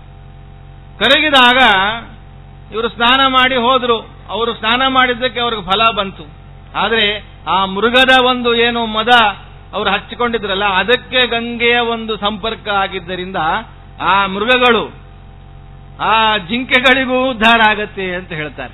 ಅಂತಹ ಒಂದು ಪಾವಿತ್ರ್ಯ ಈ ಗಂಗಾ ನದಿಗೆ ಇದೆ ಎಂಬುದಾಗಿ ಹೇಳ್ತಾರೆ. ಇಂತಹ ಪವಿತ್ರವಾಗಿರುವಂತಹ ಗಂಗೆಯಲ್ಲಿ ಸ್ನಾನ ಅಂದರೆ ನಾವು ಅನುಸಂಧಾನ ಮಾಡಿಕೊಳ್ಳಬಹುದು. ಅದರಲ್ಲಿ ಭಗವಂತ ತನ್ನ ಒಂದು ವಿಶೇಷವಾಗಿರುವಂತಹ ಸನ್ನಿಧಾನವನ್ನು ಇಟ್ಟಿದ್ದಾನೆ. ಅಷ್ಟೇ ಅಲ್ಲ, ಒಂದು ರೀತಿಯಲ್ಲಿ ಭಗವಂತನಿಗೆ ಗಂಗೆ ಅಂದರೆ ಮಗಳಲ್ವಾ, ಮಗಳಿನ ಮೇಲೆ ಬಹಳ ಪ್ರೀತಿಯಂತೆ. ವಾದಿರಾಜರು ಬಹಳ ಚಮತ್ಕಾರವಾಗಿ ಹೇಳ್ತಾರೆ, ಎಲ್ಲೆಲ್ಲಿ ಹೋದ್ರೂ ಅಲ್ಲಲ್ಲಿ ಭಗವಂತ ತಾನು ಬಂದಿದ್ದಾನಂತೆ. ಎಷ್ಟರ ಮಟ್ಟಿಗೆ ತನ್ನತನವನ್ನು ತಾನು ಭಗವಂತ ಬಿಟ್ಟಿದ್ದಾನೆ ಅಂದ್ರೆ ಹಳೆಯನ ಮನೆಯಲ್ಲಿಯೇ ವಾಸ ಮಾಡಿಕೊಂಡಿದ್ದಾನೆ ಅಂತ. ಯಾರಿರ್ತಾರೆ? ಹಳೆಯರನ್ನು ಮನೆಯಲ್ಲಿ ಇಟ್ಟುಕೊಂಡವರಿದ್ದಾರೆ. ಆದರೆ ಭಗವಂತ ಹಳೆಯನ ಮನೆಯಲ್ಲಿ ವಾಸ ಮಾಡಿದ್ದಾನೆ ಗಂಗೆಯ ಸಲುವಾಗಿ ಅಂತ. ಗಂಗೆ ಇದ್ದಲ್ಲೆಲ್ಲ ಬಂದಿದ್ದಾನಂತೆ. ಎಲ್ಲೆಲ್ಲಿ ಗಂಗೆ ಹೋಗಿದ್ದಾಳೆ, ಬದರಿಗೆ ಹೋದರೆ ನಾರಾಯಣ ರೂಪದಲ್ಲಿ ಬಂದಿದ್ದಾನೆ, ಪ್ರಯಾಗ ಹೋದರೆ ರಾಮ ರೂಪದಲ್ಲಿ ಭಗವಂತ ಅಲ್ಲಿದ್ದಾನೆ, ಮತ್ತೆ ವೇಣಿ ಮಾಧವ ರೂಪದಲ್ಲಿದ್ದಾನೆ, ಅಲಕನಂದ ಭಾಗೀರಥಿ ತೀರಕ್ಕೆ ಬಂದರೆ ಗೋಪಾಲಕೃಷ್ಣನಾಗಿದ್ದಾನಂತೆ, ತಪೋವನದಲ್ಲಿ ಹೃಷಿಕೇಶನಾಗಿ, ಹಸ್ತಿನಾವತಿಯಲ್ಲಿ ಗೋವಿಂದನಾಗಿ, ವ್ಯಾಸಾಶ್ರಮದಲ್ಲಿ ವೇದವ್ಯಾಸನಾಗಿ, ಹರಿದ್ವಾರದಲ್ಲಿ ಶ್ರೀಹರಿ ರೂಪದಿಂದ, ಸೂಕರ ಕ್ಷೇತ್ರದಲ್ಲಿ ಶ್ವೇತವರಾಹನಾಗಿ, ಕಾಶಿಯಲ್ಲಿ ಬಿಂದುಬಾಧವನಾಗಿ, ಹೀಗೆ ಭಗವಂತ ಗಂಗೆ ಎಲ್ಲೆಲ್ಲಿ ಹರಿದಿದ್ದಾಳೆ ಅಲ್ಲಲ್ಲಿ ಒಂದೊಂದು ತಾನು ಬಂದು ನಿಂತಿದ್ದಾನಂತೆ. ಕೊನೆಗೆ ಗಂಗೆ ಸಮುದ್ರಕ್ಕೆ ತನ್ನ ಪತಿಯ ಒಂದು ತಾಣಕ್ಕೆ ಹೋದಾಗ ನಾಯನ್ ಮಾಡಿ ನಾನೂ ಅಲ್ಲೇ ಇರ್ತೇನಂತೆ ನಾರಾಯಣ ಆಗ್ಬಿಟ್ನಂತೆ. ನಾರಾಯಣ ಅಂತಂದ್ರೆ ನಾರಾಹ ಅಂದ್ರೆ ನೀರು, ಅಯನಂ ಆಶ್ರಯ ಯಾರಿಗೋ ಅವನು ನಾರಾಯಣ ಅಂತ. ನೀರನ್ನೇ ಆಶ್ರಯವಾಗಿ ಪಡೆದವನು ಅಂತ ಲಕ್ಷ್ಮೀದೇವಿ ಹೇಳ್ತಾಳಲ್ಲ, ಮಮಯೋನಿರಪ್ಸು ಅಂತಃ ಸಮುದ್ರೇ ಅಂತ. ಆ ಸಮುದ್ರದಲ್ಲಿಯೇ ವಾಸ ಮಾಡಿಕೊಂಡು ಭಗವಂತ ನೀರನ್ನ ತನ್ನ ಸ್ಥಾನವನ್ನಾಗಿ ಮಾಡಿಕೊಂಡಿದ್ದಾನೆ ಎಂಬುದಾಗಿ ತಿಳಿತಾರೆ. ಈ ನೀರಿಗೆ ಇಷ್ಟೆಲ್ಲ ಭಗವಂತನ ಒಂದು ಅನುಗ್ರಹ ಇದ್ದುದಕ್ಕೆ ಇದಕ್ಕೆ ಫಲ ಬಂತು. ಅದಕ್ಕೆ ಗಂಗೆಗೆ ಒಂದು ಸಂಶಯ ಬಂತಂತೆ. ಒಮ್ಮೆ ಭಾಗೀರಥ ನನ್ನ ಪಿತೃಗಳ ಉದ್ಧಾರಕ್ಕಾಗಿ ನೀನು ಈ ಭೂಮಿಗೆ ಬರಬೇಕು ಅಂತ ಕರೆದಾಗ ಗಂಗಾ ಅಂತಾಳೆ, ನಾನು ಬಂದ್ರೆ ನನಗೇನಾದರೂ ಸ್ವಲ್ಪ ದುರ್ಗತಿ ಆಗೋದು ಇದ್ರೆ ಏನ್ ಮಾಡೋದು ಅಂತ. ಕಿಂಚಾಹಂ ದುರ್ಗತಿಂ ಯಾಸ್ಯೆ ಜನಾಮಯಿ ಆಮೃಜಂತ್ಯಘಂ. ಎಲ್ಲರ ಪಾಪವನ್ನು ನನ್ನಲ್ಲಿ ತೊಳಿತಾರೆ, ಇವರೆಲ್ಲ ಕಾಯ್ತಾ ಇದ್ದಾರೆ. ಬಂದ್ರೆ ಗಂಗಾ ನಾವು ಸ್ನಾನ ಮಾಡೋಣ, ನಮ್ಮ ಪಾಪವನ್ನೆಲ್ಲ ಗಂಗೆಗೆ ಕೊಡೋಣ ಅಂತ. ಹಾಗಾದ್ರೆ ಆ ಎಲ್ಲ ಪಾಪವನ್ನ ನಾವು ಕಲೆಕ್ಟ್ ಮಾಡಿ ನಾನು ಮೈಲಿಗೆ ಆಗ್ಬಿಟ್ರೆ ಏನ್ ಮಾಡೋದು ಗತಿ ಅಂತ ಗಂಗಾದೇವಿಗೆ ಪ್ರಶ್ನೆ ಬಂತಂತೆ. ಅದಕ್ಕೆ ಭಗೀರಥ ಬಹಳ ಬುದ್ಧಿವಂತ, ಸರಿಯಾದ ಉತ್ತರವನ್ನು ಕೊಟ್ಟಿದ್ದ. ಚಿಂತೆ ಇಲ್ಲ ಅಂತ. ಯಾಕಂದ್ರೆ ನಿನಗೆ ಮಹತ್ವ ಬಂದದ್ದು ನಿನ್ನಿಂದ ಅಲ್ಲ, ದೇವರಿಂದ. ಹಾಗಾದ್ರೆ ಸಾಧವೋ ನ್ಯಾಸಿನ ಶಾಂತಾಹ ಬ್ರಹ್ಮಿಷ್ಟ ಲೋಕಪಾವನಾಹ ಹರಂತ್ಯಹಂ ತೇಂಗ ಸಂಗಾತ್ ತೇಶ್ವಾಸ್ತೆ ಸ್ಥಗಬದ್ಧರಿಹಿ. ಎಲ್ಲ ಸಾಧುಗಳು ಬಂದು ನಿನ್ನಲ್ಲಿ ಸ್ನಾನ ಮಾಡ್ತಾರಲ್ಲ, ಆವಾಗ ನಿನ್ನ ಪಾಪಗಳನ್ನು ಅವರು ಕಳೀತಾರೆ ಅಂತ. ಹಾಗಾದ್ರೆ ಸರಿ ಹೋಯ್ತು ಚಕ್ರ. ಭಗವಂತ ಎಲ್ಲ ಕಡೆ ಈ ಚಕ್ರವನ್ನು ಇಟ್ಟಿದ್ದ ನೋಡ್ರಿ. ಇದಂ ಪ್ರವರ್ತಿತಂ ಚಕ್ರಂ ನಾನು ವರ್ತಯತಿ ಅಂತ ಹೇಳಿ ಎಲ್ಲ ಕಡೆ ಈ ಒಂದು ಚಕ್ರವನ್ನು ಭಗವಂತ ನಮಗೆ ಕೊಟ್ಟಿದ್ದಾನೆ. ನಾವು ಎಲ್ಲಾ ಕಡೆ ಪಾಪಗಳನ್ನು ಮಾಡಿ ಬಂದು ನದಿಗೆ ಸ್ನಾನ ಮಾಡಿ ನದಿಗೆ ಪಾಪವನ್ನು ಕೊಟ್ಟರೆ ಪಾಪ ನದಿಯಲ್ಲಿ ಅದನ್ನು ಮಾಡಬೇಕು. ನಾವು ದೀನರು, ಅದಕ್ಕೆ ದೀನರಾದ್ದರಿಂದ ನಾವು ಉಲ್ಟಾ ಮಾಡಿ ನದಿ ದೀನರಾಗಿ ತಿರುಗಿ ನದಿಗೆ ಹೋಗ್ತೇವೆ. ಅಲ್ಲಿ ನದಿಯಲ್ಲಿ ಪಾಪ ಬಿಡ್ತೇವೆ, ನದಿಯಲ್ಲಿ ತಿರುಗಬೇಕು. ಅದು ಮತ್ತೆ ದೀನ ಆಗಿಬಿಟ್ರೆ ಗತಿ ಏನು ಅಂತ ಪ್ರಶ್ನೆ ಬಂತು. ಅದಕ್ಕೆ ಆ ನದಿಗೆ ಒಂದು ಉಪಾಯವನ್ನು ಕೊಟ್ಟಿದ್ದಾರೆ ಜ್ಞಾನಿಗಳು, ಶ್ರೀಮದಾಚಾರ್ಯರು. ಅದರ ಸಂಪರ್ಕ, ಅವರ ನದಿಗೆ ಸಂಪರ್ಕ ಆದರೆ ಸಾಕು, ನದಿಗೆ ಪಾವಿತ್ರ್ಯ ಬರ್ತಾರೆ. ತೀರ್ಥೀಕುರುವಂತಿ ತೀರ್ಥಾನಿ ಅಂತ ಹೇಳ್ತಾರೆ. ತೀರ್ಥಗಳನ್ನಾಗಿ ಮಾಡುವಂತಹ ಮಹಾತ್ಮರು ಬಂದು ಅದರಲ್ಲಿ ಸ್ನಾನ ಮಾಡಿದಾಗ ಆ ತೀರ್ಥಕ್ಕೆ ಪಾವಿತ್ರ್ಯ ಬರ್ತಾ ಇದೆ ಎಂಬುದಾಗಿ ಹೇಳ್ತಾರೆ. ಇಂತಹ ಆ ನದಿಗೆ ಭಾಗೀರಥ ತಾನು ಹೇಳ್ತಾ ಆ ನದಿಯನ್ನ ಈ ಭೂಮಿಗೆ ತಂದಿದ್ದಾನೆ ಅಂತ ನಾವು ಕೇಳ್ತೇವೆ. ಅದಕ್ಕೆ ಭಾಗೀರಥಿ ಅಂತ ಹೆಸರಾಗಿದೆ ಅಂತ ಕೇಳ್ತೇವೆ. ಅದಕ್ಕೆ ಹಿಂದಕ್ಕೆ ನಮ್ಮ ಗುರುಗಳು ಹೇಳ್ತಿದ್ರು ಒಂದು ಮಾತನ್ನ. ಸತ್ಯಸಂಧರ ಕಾಲದಲ್ಲಿ ಪ್ರಾಯ ತುಂಗಾ ತೀರದಲ್ಲಿ ಅವರು ವಾಸರಾಗಿದ್ದು ರಾಮದೇವರ ಪೂಜೆಯನ್ನ ಮಾಡುತ್ತಾ ಪಾಠ ಪ್ರವಚನವನ್ನು ಮಾಡ್ತಾ ಇರುವಂತಹ ಕಾಲದಲ್ಲಿ ಕೆಲವರು ವಿದ್ವಾಂಸರು ನೋಡಿದ್ರಂತೆ, ಶ್ರೀಗಳವರು ನದಿಯಲ್ಲಿ ಸ್ನಾನ ಮಾಡ್ತಾ ಇಲ್ಲ, ಇವರಿಗೆ ಚಳಿ ಅಂದ್ರೆ ಸ್ವಲ್ಪ ಭಯ ಅನ್ಸತ್ತೆ, ಇಷ್ಟೇ ಹತ್ತಿರದಲ್ಲಿ ನದಿ ಹರಿತಾ ಇದೆ, ನದಿ ಸ್ನಾನ ಮಾಡಬಾರದಾಗಿತ್ತೆ, ನಾವೆಲ್ಲ ಹೋಗಿ ಮಾಡ್ತಾ ಇಲ್ವಾ? ಸಾಮಾನ್ಯರಾದಂತಹ ಪಂಡಿತರೇ ನಾವೇ ಮಾಡ್ತಾ ಇದ್ದೀವಿ, ಶ್ರೀಗಳವರು ಹೋಗಿ ಯಾಕೆ ಮಾಡ್ತಾ ಇಲ್ಲ ಅಂತ ಏನೋ ಒಂದು ಮನಸ್ಸಿನಲ್ಲಿ ಅವರವರೇ ವಿಚಾರ ಮಾಡಿಕೊಂಡ್ರಂತೆ. ಅವರಿಗೆ ಶ್ರೀಗಳವರ ಮುಂದೆ ಈ ಮಾತನ್ನು ಪ್ರಸ್ತಾವ ಮಾಡಿದ್ದಾರೆ ಪಂಡಿತರು. ಹೋಗಿ ನೀವು ಯಾಕೆ ನದಿ ಸ್ನಾನವನ್ನು ಮಾಡಲ್ಲ ಅಂತ. ನಾಳೆ ಬೆಳಗ್ಗೆ 4 ಗಂಟೆಗೆ ನಿರ್ಮಾಲ್ಯ ಆಗತ್ತೆ, ಅವಾಗ ಬನ್ನಿ ಅಂತಂದ್ರಂತೆ. ಏನು ಅರ್ಥ ಆಗಿಲ್ಲ, ಇದು ನಿರ್ಮಾಲ್ಯ ಸಮಯಕ್ಕೂ ಈ ಉತ್ತರ ಏನು ಸಂಬಂಧ ಅಂತ. ಆಯ್ತು ನೋಡೇ ಬಿಡೋಣ ಅಂತ ಹೇಳಿ ಮಾರನೇ ದಿವಸ ನಿರ್ಮಾಲ್ಯ ಸಮಯಕ್ಕೆ ಸರಿಯಾಗಿ ಕೂತಿದ್ದಾರಂತೆ. ರಾಮದೇವರ ನಿರ್ಮಾಲ್ಯವನ್ನ ತೆಗೆಯುವ ಕಾಲಕ್ಕೆ ಕಪ್ಪಾದಂತಹ ವ್ಯಕ್ತಿಗಳು ಆ ರಾಮದೇವರ ಪೂಜೆ ನಡೆಯುವಂತಹ ಸ್ಥಳಕ್ಕೆ ಬಂದ್ರಂತೆ. ಬಂದು ದರ್ಶನ ಮಾಡಿಕೊಂಡು ಯಾರಿಗೂ ಕಾಣಿಸಲಾರ್ದಂಗೆ ವೇಗವಾಗಿ ಹೊರಟು ಬಿಡ್ತಾ ಇದ್ದಾರೆ. ಬರುವಾಗ ಕಪ್ಪಾಗಿರುವಂತವರು ಹೋಗಬೇಕಾದ್ರೆ ಒಳ್ಳೆ ದೇವತಾ ತೇಜಸ್ಸಿನಿಂದ ಕೂಡಿಕೊಂಡು ವಾಪಸ್ ಹೋಗ್ತಾ ಇದ್ದಾರೆ. ಸ್ವಾಮಿಗಳು ತೋರಿಸಿದ್ರಂತೆ, ಈ ನದಿ ಅಭಿಮಾನಿ ದೇವತೆಗಳು ಬಂದು ರಾಮದೇವರ ದರ್ಶನ ಮಾಡಿಕೊಂಡು ಹೋಗ್ತಾ ಇದ್ದಾರೆ ಅಂತ. ಅಂತಹ ರಾಮದೇವರನ್ನು ನಿತ್ಯ ಹುಟ್ಟಿ ಪೂಜೆ ಮಾಡುವವರಿಗೆ ನೀವು ಈ ತರ ಆಕ್ಷೇಪ ಮಾಡೋದು ಎಂತಹದ್ದು? ಆ ಎಲ್ಲ ಗಂಗಾ ಸನ್ನಿಧಾನ ಇಲ್ಲಿ ಬಂದಿದೆ, ಅದಕ್ಕೆ ನಾವು ಇಲ್ಲೇ ಸ್ನಾನ ಮಾಡ್ತಾ ಇದ್ದೇವೆ ಅಂತ ಉತ್ತರವನ್ನು ಹೇಳಿದ್ರಂತೆ. ಅಂತಹ ಸನ್ನಿಧಾನ ಅದು ನದಿಯಲ್ಲಿ ಇರುತ್ತೆ ನಿಜ, ಆದರೆ ಮಹಾತ್ಮರು ಮುಟ್ಟಿದಾಗ ಅದು ತೀರ್ಥೀಕುರುವಂತಿ ತೀರ್ಥ, ಅದು ತೀರ್ಥ ಆಗುತ್ತೆ. ಅಂತಹ ದೊಡ್ಡವರ ಒಂದು ಸ್ಪರ್ಶ ಆದರೆ ಸಾಕು, ಅದಕ್ಕೆ ಪಾವಿತ್ರ್ಯ ಬರುತ್ತೆ ಅಂತ ನಾವು ಅನುಸಂಧಾನ ಮಾಡಿಕೊಳ್ಳಬಹುದು. ಇಂತಹ ಸಾಕ್ಷಾತ್ ಭಗವಂತನ ಪಾದ, ಒಂದು ವಾಮಪಾದ ಅಂಗುಷ್ಟನಿಕ ನಿರ್ಭಿನ್ನಸ್ಯ ಅಂತ ಹೇಳ್ತಾರೆ. ಅಂತಹ ಆ ಭಗವಂತನ ವಾಮಪಾದದಿಂದ ಬರುವಂತಹ ಗಂಗೆ ಅತ್ಯಂತ ಪವಿತ್ರಳು ಎಂಬುದಾಗಿ ನಾವು ತಿಳಿಯಬಹುದು. ಇಷ್ಟೆಲ್ಲ ನಾವು ಗಂಗಾ ಸ್ನಾನದ ಫಲದ ಬಗ್ಗೆ ಕೇಳ್ತೇವೆ. ದಾಸರಂತಾರೆ, ಇಷ್ಟೆಲ್ಲ ನೀವು ಮಾಡಿದರೂ ಭಗವಂತನ ಅನುಸಂಧಾನವಿಲ್ಲದೆ ಮಾಡಿದ್ದೀರಿ ಅಂದರೆ ಅದು ವ್ಯರ್ಥವಾಗುತ್ತೆ. ನೀವು ಭಗವಂತನ ಅನುಸಂಧಾನ ಇದ್ದು ನಿಮ್ಮ ಮನೆಯಲ್ಲಿರುವಂತಹ ಯಾವುದೋ ಒಂದು ಸಣ್ಣ ಒಂದು ಜಲಾಶಯದಲ್ಲಿ ನೀವು ಸ್ನಾನ ಮಾಡಿದರೂ ಅದಕ್ಕಿಂತ ಹೆಚ್ಚಿನ ಪುಣ್ಯ ಇದೆ. ಅದಕ್ಕಂತಾರೆ, ಶ್ರೀವರನಿಗೆ ಅಭಿಷೇಕವೆಂದರಿದು ಈ ವಸುಂಧರೆಯೊಳಗೆ. ಭಗವಂತನಿಗೆ ಇದು ಅಭಿಷೇಕ ಅಂತ ನೀವು ಚಿಂತನೆ ಮಾಡಿ ನೀವು ಆ ನದಿಯಲ್ಲಿ ಸ್ನಾನ ಮಾಡಿದರೆ ಬಲ್ಲವರ ಆವಜಲಜಲಿ ಎಂದರು ಗಂಗಾದಿ ತೀರ್ಥಗಳು ಬಂದು ಅಲ್ಲಿಗೆ ಒದಗುತ್ತವೆ ಅಂತ ಹೇಳ್ತಾರೆ. ಎಲ್ಲೇ ಯಾವುದೇ ತೀರ್ಥದಲ್ಲಿ ನೀವು ಅನುಸಂಧಾನ ಮಾಡಿದರೂ ಕೂಡ ಅಲ್ಲಿ ಬಂದು ಎಲ್ಲ ತೀರ್ಥಗಳ ಅನುಸಂಧಾನ ಆ ಸನ್ನಿಧಾನ ಬರ್ತಾ ಇದೆ ಎಂಬುದಾಗಿ ಹೇಳ್ತಾರೆ. ಇಂತಹ ಆ ವಿಷ್ಣು ಪಾದೋದ್ಭೂತಳಾಗಿರುವಂತಹ ಗಂಗೆಯ ಸ್ಮರಣ ನಾವು ಒಂದು ಕ್ಷಣ ಮಾಡ್ತಾ ಆ ಗಂಗೆಯಲ್ಲಿ ಅವಗಾಹನವನ್ನು ಮಾಡ್ತಾ ಗಂಗೆಯ ಅರ್ಘ್ಯ ಮಂತ್ರವನ್ನು ತಿಳಿಸ್ತಾರೆ. ವಿಷ್ಣು ಪಾದಾಬ್ಜ ಸಂಭೂತೆ ಗಂಗೆ ತ್ರಿಪಥಗಾಮಿನಿ ಗೃಹಾಣರ್ಘ್ಯಂ ಮಯಾ ದತ್ತಂ ಜಲೇ ಸನ್ನಿಹಿತಾಭವ ಎಂಬುದಾಗಿ ಆ ಗಂಗೆಗೆ ಅರ್ಘ್ಯವನ್ನ ಕೊಟ್ಟು ನಾವು ಮುಂದೆ ಗೋದಾವರಿ ನದಿಯ ಬಗ್ಗೆ, ಗಂಗೆ ಬಗ್ಗೆ ಹೇಳೋದು ಸಾಕಷ್ಟಿದೆ, ಸಮಯ ಆಗಲೇ ಒಂದು ನದಿ ಬಗ್ಗೆ ಹೇಳೋದಕ್ಕೇನೆ ನಮಗೆ ಈ ಕಾಲ ಎಂಬಂತಹ ನದಿ ಪ್ರವಾಹ ಆಗಲೇ ದಂಡಿ ಮುಟ್ಟಿದೆ. ಆದರೂ ಯಥಾಶಕ್ತಿ ನಾವು ಮುಂದಿನ ನದಿಗಳ ಒಂದು ಸ್ಮರಣೆಯನ್ನ ಮಾಡಿ ಈ ಸೇವೆಯನ್ನ ನಾವು ಮಾಡೋಣ. ಗೋದಾವರಿ ನದಿಗೆ ಹೆಸರಾಗಿದ್ದು ಗಾಂ ದತ್ತವತಿ ಪ್ರಾಣೋಜ್ಜೀವನೇನ ಇತಿ ಗೋದಾ ಅಂತ, ಗೋವನ್ನ ಬದುಕಿಸಿದವಳು, ಆದ್ದರಿಂದ ಗೋದಾ ಅಂತ. ಅದರ ಇತಿಹಾಸ ನಿಮಗೆ ಗೊತ್ತಿರಬಹುದು. ಗೌತಮ ಋಷಿಗಳಿಗೆ ತಾವು ಏನೋ ಒಂದು ಸಣ್ಣ ನೆವದಿಂದ ಹುಷನ್ನೋ ಅಷ್ಟರೊಳಗೆ ಆಕಳು ಸತ್ತು ಬಿದ್ದಿದೆ ಅಂತ ನಾವು ಅಪವಾದ ಬಂದಾಗ ಅವರು ತಪಸ್ಸು ಮಾಡಿ ಈ ಗಂಗೆಯನ್ನು ಮತ್ತೊಮ್ಮೆ ಕರೆಸಬೇಕಾಗಿತ್ತು. ಹಾಗಾಗಿ ಗೌತಮರಿಗೆ ಒಲಿದು ಬಂದದ್ದರಿಂದ ಗೌತಮಿ, ಗೋವನ್ನ ಉದ್ಧಾರ ಮಾಡಿದ್ದರಿಂದ ಗೋದಾ ಎಂಬುದಾಗಿ ಹೆಸರಾಯಿತು. ಇಂತಹ ಆ ನದಿಯ ಒಂದು ವಿಚಾರವನ್ನು ನಾವು ತಿಳಿಯೋಣ. ಅದರಲ್ಲಿ ವಿಶೇಷವಾಗಿ ಈ ಗೋದಾವರಿಯ ಮಹತ್ವವನ್ನ, ಅಲ್ಲಿ ವೀರನಾರಾಯಣ ಭಗವಂತನ ಒಂದು ಸನ್ನಿಧಾನವನ್ನು ಹೇಳ್ತಾರೆ. ಅದಕ್ಕೆ ವಾದಿರಾಜರು ಬಹಳ ಚಮತ್ಕಾರವಾಗಿ ಹೇಳ್ತಾರೆ. ಪಾಪಗಳನ್ನ ಪರಿಹಾರ ಮಾಡ್ತಾಳಂತೆ. ಅಂಹಾಂಸಿ ಹಂಸಿ ಸತತಂ ಕಿಲರಾಸಿ ಪುಣ್ಯಂ ಸಿಂಹಸ್ಥಿತೇ ಸುರಗುರೌ ನತದಂಬಯಾಚೆ. ಸಿಂಹರಾಶಿಯಲ್ಲಿ ಗುರು ಬಂದಾಗ ವಿಶೇಷ ಸನ್ನಿಧಾನ, ಅವಾಗ ಎಲ್ಲರ ಪಾಪವನ್ನ ನೀ ಕಳೀತಿ ಅಂತ ಪ್ರಸಿದ್ಧಿ ಇದೆ. ಅದನ್ನು ನಾನು ಕೇಳೋದಿಲ್ಲ.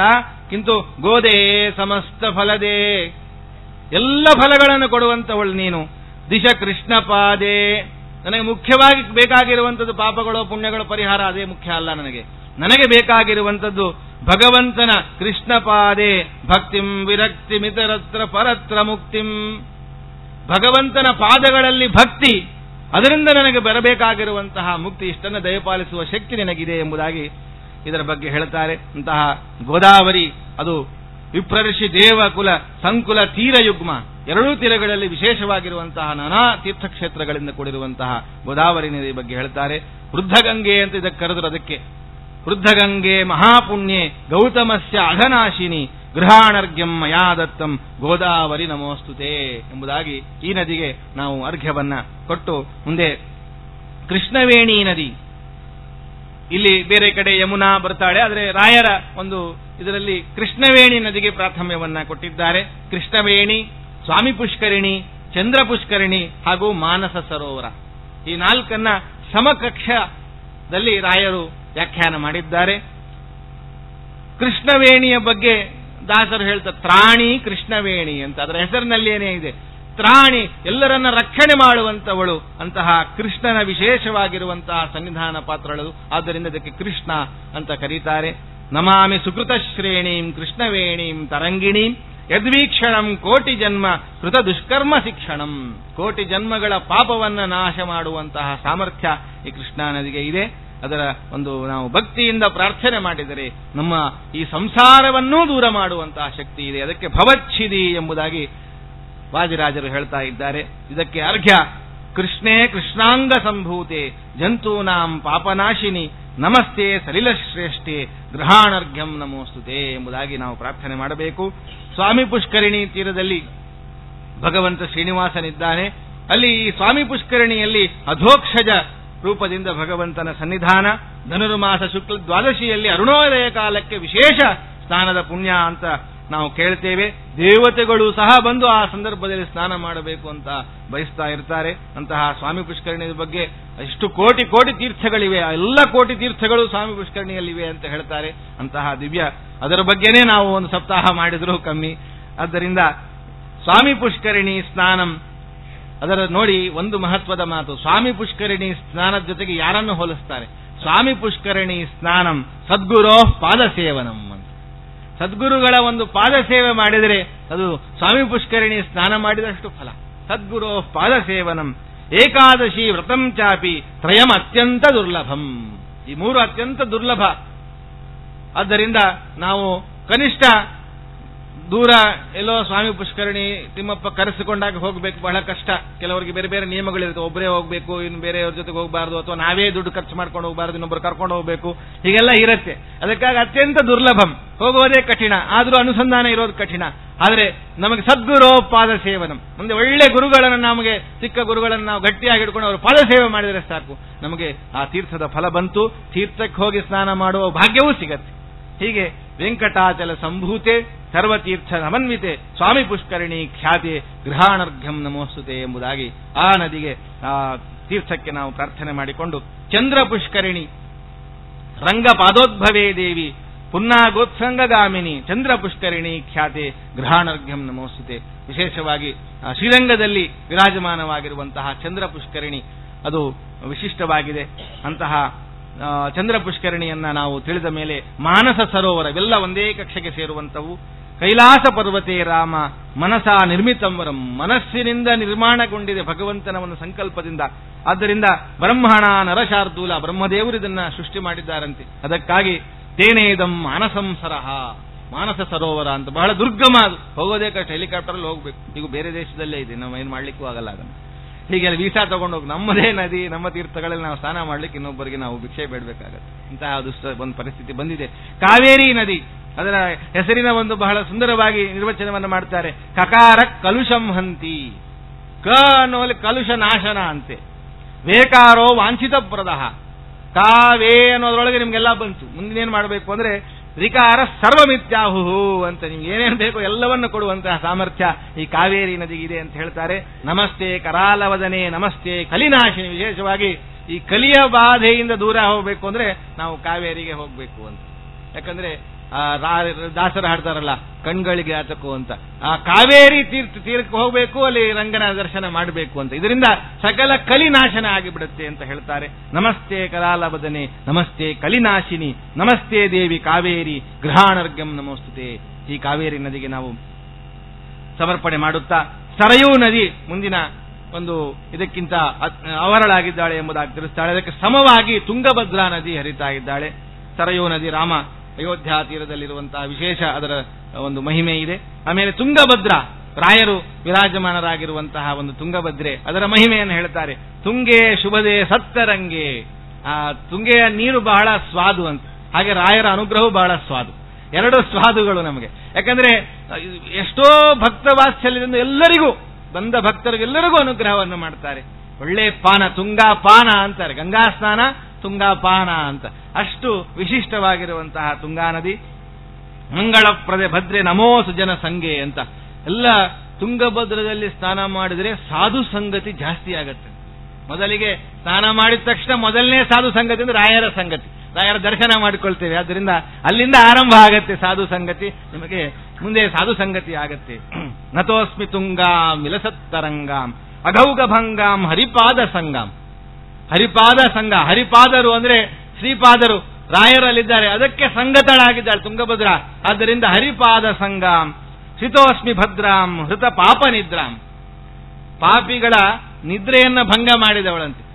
ಅಂತಹ ಹೃತ ಪಾಪ ನಿದ್ರಾಂ ವಿಮುಕ್ತಿ ಪದ್ಯಾಂ ವಿಮಲೇಶ ಸಾಧ್ಯಾಂ. ಅಂತಹ ತುಂಗಭದ್ರಾ ನದಿಯನ್ನು ನಾವು ಕೊಂಡಾಡುತ್ತಾ, ರಾಯರ ವ್ಯಾಖ್ಯಾನದಲ್ಲಿ ಇಲ್ಲಿ ಕಾಳಿಂದಿ ಯಮುನೆ ಬಂದಿದ್ದಾಳೆ, ಮೇಲೆ ಬರಬೇಕು ಅಂತ ಬ್ರಹ್ಮಾಂಡ ಪುರಾಣದಲ್ಲಿ ಮೊದಲೇ ಬಂದವಳು. ಇಲ್ಲಿ ಯಮುನೆ ಬಂದಿದ್ದಾಳೆ. ಕಾರಣ ಅವರಿಗೆ ಗೊತ್ತು, ನಮಗೆ ಅವರ ಮೇಲೆ ವಿಶ್ವಾಸ. ಆದ್ದರಿಂದ ನಮಗೆ ಅವರೇನು ನಿರೂಪಣೆ ಮಾಡಿಕೊಟ್ಟಿದ್ದಾರೆ ಅದರ ಕ್ರಮ ಪ್ರಕಾರ ಕಾಳಿಂದಿ ಯಮುನಾ. ಯಮುನೆಯ ವಿಶಿಷ್ಟತೆ ತಿಳಿಯಬೇಕು ಅಂದ್ರೆ, ಯಮುನಾ ಒಂದು ನಮಗೆ ಬಹಳ ಉಪಕಾರವನ್ನು ಮಾಡ್ತಾಳಂತೆ. ಯದ್ಯಪಿ ಎಲ್ಲರಿಗೂ ತವರು ಮನೆ ಮೇಲೆ ಬಹಳ ಒಂದು ಪ್ರೀತಿ ಇರುತ್ತೆ, ಆಸಕ್ತಿ ಇರುತ್ತೆ. ಆದರೆ ಇದಕ್ಕೆ ವ್ಯಭಿಚಾರ ಅಂದ್ರೆ ಈ ಯಮುನೆಯಲ್ಲಿ ಕಾಣಬಹುದಂತೆ. ಯಾಕಂದ್ರೆ ಯಾರು ತನ್ನಲ್ಲಿ ಸ್ನಾನ ಮಾಡ್ತಾರಲ್ಲ ಅವರನ್ನ ತನ್ನ ಅಣ್ಣನ ಮನೆಗೆ ಕಳಿಸ್ಬಿಟ್ರೆ ಏನಾಗತ್ತೆ ಗತಿ? ಯಮನ ಒಂದು ಆಲಯಕ್ಕೆ ಕಳಿಸಿಬಿಟ್ರೆ ಗತಿ ಏನಾಗತ್ತೆ? ಯಮುನೆ ಅಣ್ಣ ಯಮ. ಅದಕ್ಕಾಗಿ ಯಮುನೆ ಎಂದೆಂದಿಗೂ ತೋರು ಮನೆ ಮೇಲೆ ತಮ್ಮ ಏನೋ ಒಂದು ಪ್ರೀತಿ ತೋರಿಸಲ್ಲ ಅಂತ. ಯಾರು ತನ್ನಲ್ಲಿ ಸ್ನಾನ ಮಾಡ್ತಾರೆ ತನ್ನ ಭರ್ತೃನಿಕೇತನಂ ಗಂಡನ ಮನೆಗೆ ಕಳಿಸ್ತಾಳಂತೆ. ಇದು ವಿಶೇಷ ಅಂತ.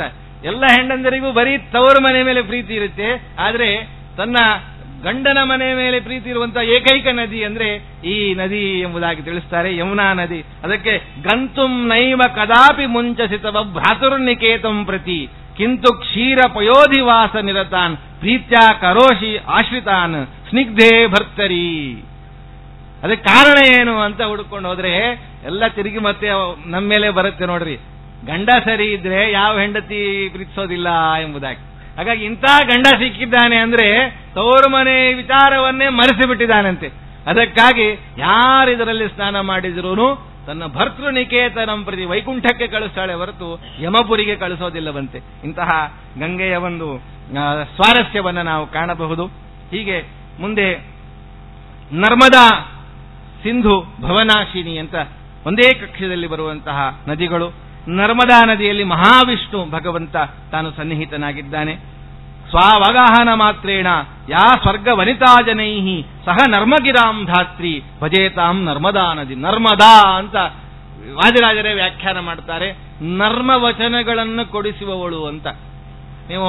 ನೀವೆಲ್ಲ ಇಲ್ಲಿನವರು ಯಾರು ಹೋಗಲ್ಲ, ಯಾವುದೋ ಒಂದು 5 ಸ್ಟಾರ್ಗೆ ಹೋದ್ರೆ ಹೋಟೆಲ್ಗೆ, ಅಲ್ಲಿ ನಿಮಗೆ ನರ್ಮ ವಚನಗಳಿಂದ ಮಾತಾಡಿಸ್ತಾರೆ, ಬನ್ನಿ ಕೂತ್ಕೊಳ್ಳಿ, ನಿಮ್ಗೇನಾಗಬೇಕಾಗಿದೆ, ಎಲ್ಲ 5 ಸ್ಟಾರ್ ಲಕ್ಸರಿ ಕೊಡ್ತಾರಲ್ಲ. ಹಾಗೆ ನಾವು ಹೋಗೇ ಇಲ್ಲ, ಕಂಡೇ ಇಲ್ಲ ಅಂದ್ರೆ ಚಿಂತೆ ಮಾಡಬೇಡಿ ಅಂತ. ಮೇಲೆ ಇನ್ನೊಂದು 5 ಸ್ಟಾರ್ ಹೋಟೆಲ್ ಇದೆ, ದೇವತೆಗಳಲ್ಲಿ ನಿಮಗೆ ಆವಾಗ ಅಲ್ಲಿ ಆವಾಹನ ಮಾಡ್ತಾರಂತೆ. ಇಲ್ಲಿ ನಾವು ಏರ್ ಹೋಸ್ಟೆಸ್ ಅದು ಕಂಡಿಲ್ಲ, ಯಾವ ಹೋಸ್ಟೆಸ್ ಅನ್ನು ಕಂಡಿಲ್ಲ ಅಂದ್ರೆ ಅಲ್ಲಿ ಸ್ವರ್ಗಲೋಕದಲ್ಲಿ ಇರುವಂತಹ ಸ್ತ್ರೀಯರು ನಿಮಗೆ ನರ್ಮವಚನಗಳನ್ನು ಮಾತಾಡಿಸಿ ನಿಮ್ಮನ್ನು ಸ್ವಾಗತ ಮಾಡುತ್ತಾರೆ. ಅಂತಹ ದೇವಲೋಕಗಳನ್ನು ಒದಗಿಸುವಂತಹ ನದಿ ಇದು ನರ್ಮದಾ ಎಂಬುದಾಗಿ ಹೇಳ್ತಾರೆ. ಇನ್ನ ಸಿಂಧು ಅದು ಕ್ಷೀರಾಬ್ಧಿಶಾಹಿಯಾಗಿರುವಂತಹ ಭಗವಂತನ ಸನ್ನಿಧಾನ ಪಾತ್ರವಾಗಿರುವಂತಹದ್ದು. ಭವನಾಶಿನಿ ಎಂಬುವಂತಹದ್ದು ನರಸಿಂಹ ಕ್ಷೇತ್ರ. ಅಲ್ಲಿ ನರಸಿಂಹ ವಿಲಸತ್ಪಾದ ಕುಶೇಷಯ ಕೃತೋತ್ಸವೇ ಭವನಾಶಿನಿ ಮಚ್ಚೀರ್ಣ ಪಾಪಾನಾಂ ಭವನಾಶಿನಿ ಅಂತಾರೆ. ನನ್ನ ಪಾಪಗಳ ನಾಶನ ಆಗಬೇಕು ಅಂದ್ರೆ ಭವನಾಶಿನಿ, ಎಲ್ಲ ಈ ಸಂಸಾರವನ್ನ ಕಳೆಯುವ ನದಿ ಭವನಾಶಿನಿಗೆ ನಾವು ಹೋಗಬೇಕು. ಅಲ್ಲಿ ನರಸಿಂಹದೇವರು ಬೇರೆ ಇದ್ದಾರೆ, ಎಲ್ಲರನ್ನ ಸುಟ್ಟು ಹಾಕುವಂತಹ ಒಂದು ಸಾಮರ್ಥ್ಯ ಇರುವಂತವರು ಇಂತಹ ನರಸಿಂಹದೇವರ ಕ್ಷೇತ್ರ. ಆಮೇಲೆ ಕುಮುದ್ವತಿ ಅನ್ನೋದು ಇದು ಇನ್ನೊಂದು ನದಿ, ಇದರ ಬಗ್ಗೆ ಹೆಚ್ಚು ಮಾಹಿತಿ ಸಿಕ್ಕಿಲ್ಲ. 2 ನದಿ ಇದೆ ಕುಮುದ್ವತಿ ಅಂತ. ಯಾವ ನದಿಯ ಬಗ್ಗೆ ರಾಯರು ಹೇಳಿದ್ದಾರೋ ಅಂತ ನಮಗೆ ನಿಖರವಾಗಿ ಹೇಳಲಿಕ್ಕೆ ಬರ್ತಾ ಇಲ್ಲ. ಇದು ತ್ರಿವಿಕ್ರಮ ಭಗವಂತ ಇಲ್ಲಿ ಸನ್ನಿಹಿತನಾಗಿದ್ದಾನೆ. ಮಲಾಪಹ ಅಂತ ಇನ್ನೊಂದು ಬಹಳ ಪ್ರಸಿದ್ಧವಾಗಿರುವಂತಹ ನದಿ. ಮಲಾಪಹ ಅಂದ್ರೆ ನಮ್ಮ ಮಲವನ್ನ ದೂರ ಮಾಡುವಂತಹದ್ದು ಅಂತ. ಬಹಳ ದೊಡ್ಡ ಕ್ಷೇತ್ರ, ಅಡವಿ ಆಚಾರ್ಯರು ಅಂತ ನಾವೇನು ಕೇಳ್ತೇವಲ್ಲ, ಅವರು ವಿಶೇಷ ಇಲ್ಲಿ ತಪಸ್ಸು ಮಾಡಿರುವಂತಹ. ಮತ್ತೆ ತಾಮ್ರಪರ್ಣಿ ನದಿ, ಭೀಮರಥಿ, ಮಂಜುಳಾ, ಪಿನಾಕಿನಿ ಈ ಎಲ್ಲ ನದಿಗಳು ಒಂದೇ ಕಕ್ಷೆಗೆ ಬರುವಂತವುಗಳಾಗಿವೆ. ಅಲ್ಲಿ ತಾಮ್ರಪರ್ಣಿ ಮಲಯಾಚಲ ಸಂಭೂತೆ ಮುಕ್ತಾಹಾರ ವಿಭೂಷಿತೆ ತಾಮ್ರಪರ್ಣೀತಿ ವಿಖ್ಯಾತೆ ಗೃಹಾಣರ್ಘ್ಯಂ ನಮೋಸ್ತುತೆ ಅಂತ ಆ ನದಿಗೆ ಅರ್ಘ್ಯವನ್ನ ಕೊಡುವಂತಹದ್ದು. ಭೀಮರಥಿ ಭೀಮಸ್ವೇದ ಸಮುದ್ಭೂತೆ, ಭೀಮಸೇನ ದೇವರ ಬೆವರಿನಿಂದ ಹುಟ್ಟಿರುವಂತಹ ನದಿ ಇದು ಭೀಮರಥಿ ಎಂಬುದಾಗಿ ಹೇಳ್ತಾರೆ. ರಥನೇಮಿ ವಿನಿಸೃತೆ ಸರ್ವಪಾಪ ಪ್ರಣಾಶಾರ್ಥಂ ಸ್ನಾಸ್ಯೇತೇವಿ ದವಾಂಭಸಿ. ಇದು ಭೀಮರಥಿ. ಶ್ರೀ ಭೀಮರಥ್ ಅಮಲತೀರ ಮಣೂರವಾಸಿನಂತ ಮಣೂರು ಕ್ಷೇತ್ರದಲ್ಲಿ ಹತ್ತಿರದಲ್ಲಿ ಹರಿಯುವಂತ ಚೆನ್ನಕೇಶನ ಮತ್ತೆ ಯಾದವಾರರಿಗೆ ವಿಶೇಷ ಒಂದು ಪ್ರೀತಿಕರವಾಗಿರುವಂತಹ ನದಿ ಇದು ಭೀಮರಥಿ. ಮತ್ತೆ ವಂಜುಲಾ ಎಂಬುವಂತಹ ನದಿಯನ್ನು ಹೇಳ್ತಾರೆ, ಅಲ್ಲಿ ಹೈಗ್ರೀವ ದೇವರ ಸನ್ನಿಧಾನ. ಪಿನಾಕಿನಿಯಲ್ಲಿ ಕೇಶವ, ಅಲ್ಲಿ ರಘುವತ್ತಮ ತೀರ್ಥರು ಮತ್ತು ಸತ್ಯನಾಥ ತೀರ್ಥರ ಒಂದು ಸನ್ನಿಧಾನವನ್ನು ನಾವು ಕಾಣಬಹುದು. ಹೀಗೆ ಒಟ್ಟಾರೆ ಈ ಎಲ್ಲ ನದಿಗಳನ್ನ ಹೇಳಿ ಮತ್ತೆ ಇನ್ನಿತರ ಸಣ್ಣ ಪುಟ್ಟ ಎಲ್ಲ ಜಲಾಶಯಗಳ ಬಗ್ಗೆ ತಿಳಿಸ್ತಾರೆ. ಸಮಯ ಆಗ್ತಾ ಇದೆ, ಆದ್ದರಿಂದ ಸೂಚನೆಗಳು ಬರ್ತಾ ಇವೆ.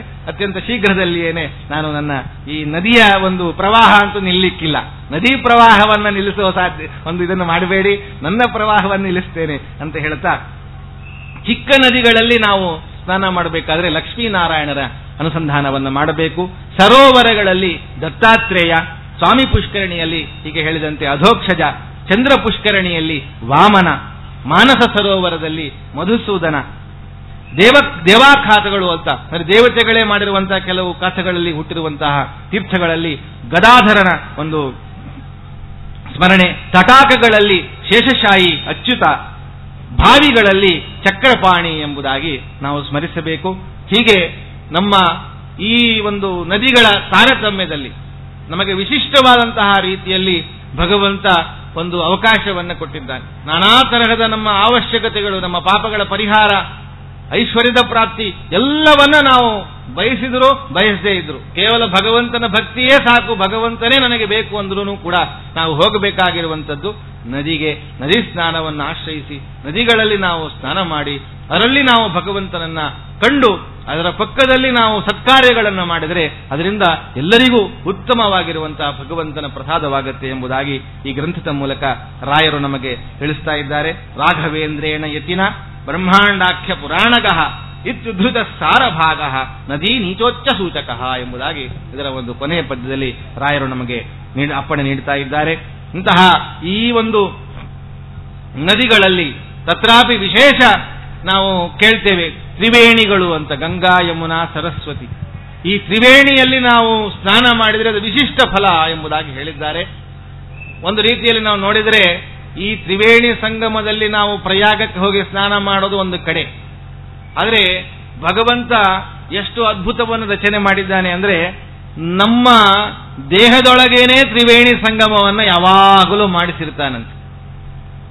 ಯಾಕೆ ಅಂದ್ರೆ ನಾವು ಅದನ್ನ ನೋಡಿದವರಿಗೆ ಗೊತ್ತಾಗತ್ತೆ. ಇಡ ಇದು ಗಂಗಾ, ಪಿಂಗಳ ಇದು ಯಮುನಾ, ಸುಷುಮ್ನ ಇದು ಸರಸ್ವತಿ ಎಂಬುದಾಗಿ ಅದರ ಬಣ್ಣಗಳನ್ನು ಹೇಳ್ತಾರ್ರಿ. ಅದು ಬಹಳ ಸೊಗಸಾಗಿ ಅದಕ್ಕೆ ಹೊಂದ್ತಾ ಇದೆ. ಗಂಗಾ ನದಿ ಬಿಳಿಯಾಗಿರ್ತಾಳಂತೆ, ಹಾಗೆ ಇಡ ಅದು ಬಿಳಿ, ಅದು ಹಗಲಿಗೆ ಸಂಕೇತ. ಬಿಳಿ ಅನ್ನೋದು ಬೆಳಕು ಅನ್ನೋದು ಹಗಲಿಗೆ ಸಂಕೇತ, ನೆನಪಿಟ್ಟುಕೊಳ್ಳಿ, ಆಮೇಲೆ ಇದರ ಬಗ್ಗೆ ಹೇಳ್ತೀನಿ. ಆಮೇಲೆ ಯಮುನಾ ಇದು ಕಪ್ಪಾಗಿರ್ತಾಳೆ, ಆ ಕಪ್ಪು ಇದು ರಾತ್ರಿಗೆ ಸಂಕೇತ, ಅದು ಪಿಂಗಳ ನಾಡಿ.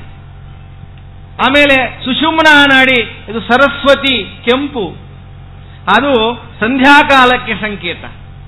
ಹಾಗಾದ್ರೆ ಈ ಮೂರು ನದಿಗಳ ಸಂಗಮ ನಮ್ಮ ಜೀವನವೆಂಬಂತಹ ಒಂದು ದಿವಸದಲ್ಲಿ ಆಗ್ತಾ ಇದೆ ಅಂತ ಶ್ರೀಮದಾಚಾರ್ಯ ನಮಗೆ ಹೇಳ್ತಾರೆ. ವಿಷ್ಣು ಪೂಜಾರ್ಥ ಯಜ್ಞೋಹಂ ಇತ್ಯುಪಾಸನ ಮಾದರ ಕುರ್ವೀತ ಸತತಂ ಭಕ್ತ್ಯ ಎಂಬುದಾಗಿ. ನಿಮ್ಮ ಜೀವನವೇ ಒಂದು ಯಜ್ಞ ಅಂತಿಟ್ಟುಕೊಂಡ್ರೆ ಆ ಯಜ್ಞದ ಮೂರು ಒಂದು ಭಾಗಗಳು, ಮೂರು ಸವನಗಳು, ಅದು ಪ್ರಾತಃ ಸವನ, ಮಾಧ್ಯಂದಿನ ಸವನ, ಸ್ವಯಂ ಸವನ ಅಂತ ಹೇಳ್ತಾರಲ್ಲ, ಹಾಗೆ ಈ ಮೂರು ಸವನಗಳಿಂದ ಕೂಡಿದ ಈ ಮೂರು ನದಿಗಳ ಒಂದು ಸಂಗಮದಿಂದ ಕೂಡಿರುವಂತಹ ಕ್ಷೇತ್ರ ಅಂದ್ರೆ ಇದು ನಮ್ಮ ದೇಹ ಅಂತ ನಾವು ಅರ್ಥ ಮಾಡಿಕೊಂಡ್ರೆ, ಇಲ್ಲಿರುವಂತಹ 72,000 ನಾಡಿಗಳಲ್ಲಿ ಈ ನದಿಗಳು ಹರಿಯುತ್ತಾ ಇವೆ ಅಂತ.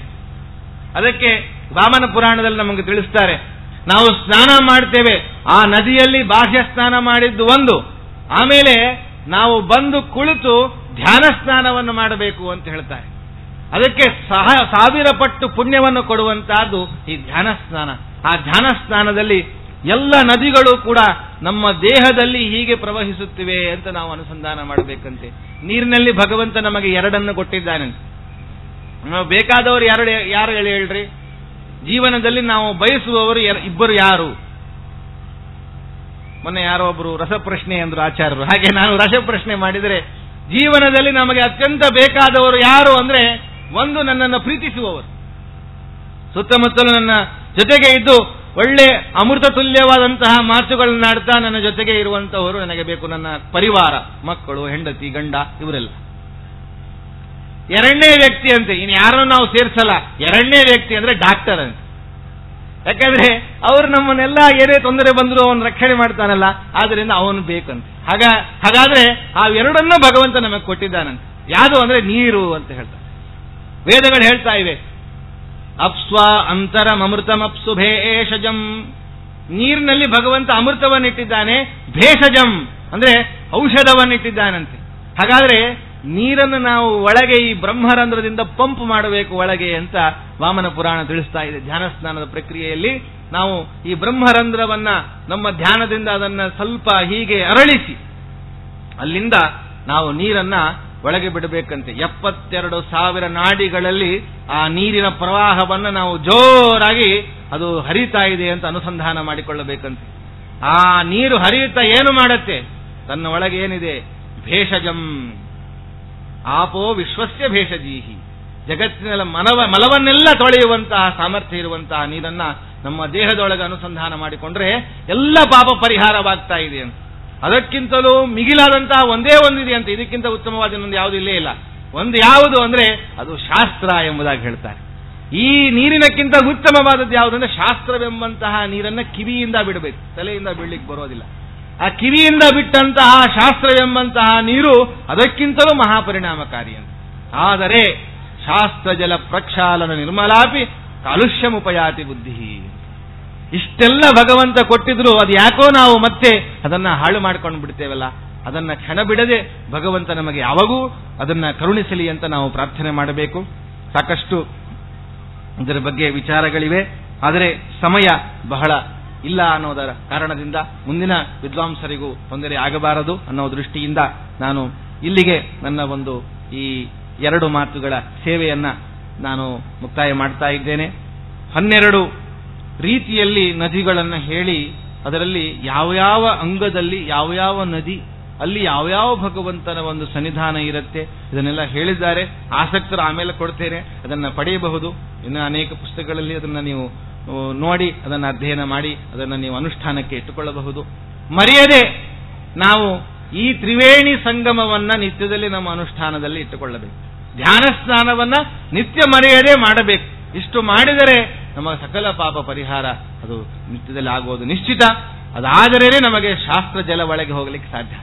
ಇದು ಮೊದಲನೇ ಹಂತ, first round polio vaccine. First round polio ಅಂದ್ರೆ ಮೊದಲಿಗೆ ಇದನ್ನು ಹಾಕೊಂಡ್ರೆ ತಲೆ ಮೇಲಿಂದ ಹಾಕೊಳ್ಳೋದು, ಅವ್ರು ಬಾಯೆಲ್ಲ ಹಾಕ್ತಾರೆ, ನಮಗದು ಬೇಡ. ಇಲ್ಲಿಂದ ಹಾಕೊಳ್ಳೋದು ಪೋಲಿಯೋ ವ್ಯಾಕ್ಸಿನ್. ಮೊದಲೇನು ಮಾಡಬೇಕು, ನಮಗೆ ಎಲ್ಲ ರೀತಿಯಿಂದ ನಮ್ಮ ಮಲವನ್ನ ದೂರ ಮಾಡಬೇಕು.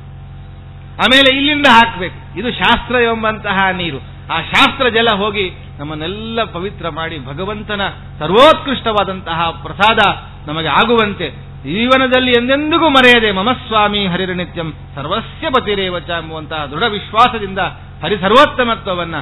ಕೆಲವರು ಕೇಳಿದ್ರು ನನಗೆ, ಆಚಾರ್ಯ ನೀವು ಇದೊಂದೇ ಹೇಳ್ತೀರ, ಅಲ್ಲಿ ವಾಯು ಜೀವೋತ್ತಮತ್ವ ಬಂದಿಲ್ಲವಲ್ಲ ಅಂತ. ಸರ್ವಸ್ಯ ಪತಿರೇವಚ, ಹರಿ ಶಬ್ದಕ್ಕೆ ವಾಯುದೇವರು ಅಂತೂ ಅರ್ಥ ಇದೆಯಪ್ಪ. ಮಮಸ್ವಾಮಿ ಹರಿರ್ನಿತ್ಯಂ, ಮಮಸ್ವಾಮಿ ಹರಿರ್ನಿತ್ಯಂ 2 ಸಲ ಇಟ್ಟುಕೋ, ವಾಯು ಜೀವೋತ್ತಮತ್ವ ಬಂತು. ಸರ್ವಸ್ಯ ಪತಿರೇವಚ, ಎಲ್ಲ ಜೀವರಿಗೂ ಪತಿ, ಜೀವೋತ್ತಮರು ವಾಯುದೇವರು ಬಂದಿದ್ದಾರೆ ಅಂತ ಹೇಳ್ತಾ 2 ಮಾತುಗಳನ್ನು ಮುಗಿಸ್ತೇನೆ. ಸಮಯ ಹೆಚ್ಚು ತೆಗೆದುಕೊಂಡಿದ್ದಕ್ಕೆ ಕ್ಷಮಾಪಣೆ ಕೇಳ್ತಾ. ಹರೇ ಶ್ರೀನಿವಾಸ. ತಾರತಮ್ಯ ನಮ್ಮ ಮಧ್ವಮತದ ಜೀವಾಳ. ಆ ತಾರತಮ್ಯವನ್ನು ತಿಳಿಸೋದಕ್ಕೋಸ್ಕರವಾಗಿ ಹರಿಕಥಾಮಸಾರದಲ್ಲಿ ಜಗನ್ನಾಥದಾಸರು 6 ಅಧ್ಯಾಯಗಳನ್ನು ಹೇಳ್ತಾರೆ. ಆ ಒಂದು ತಾರತಮ್ಯದ ಒಂದು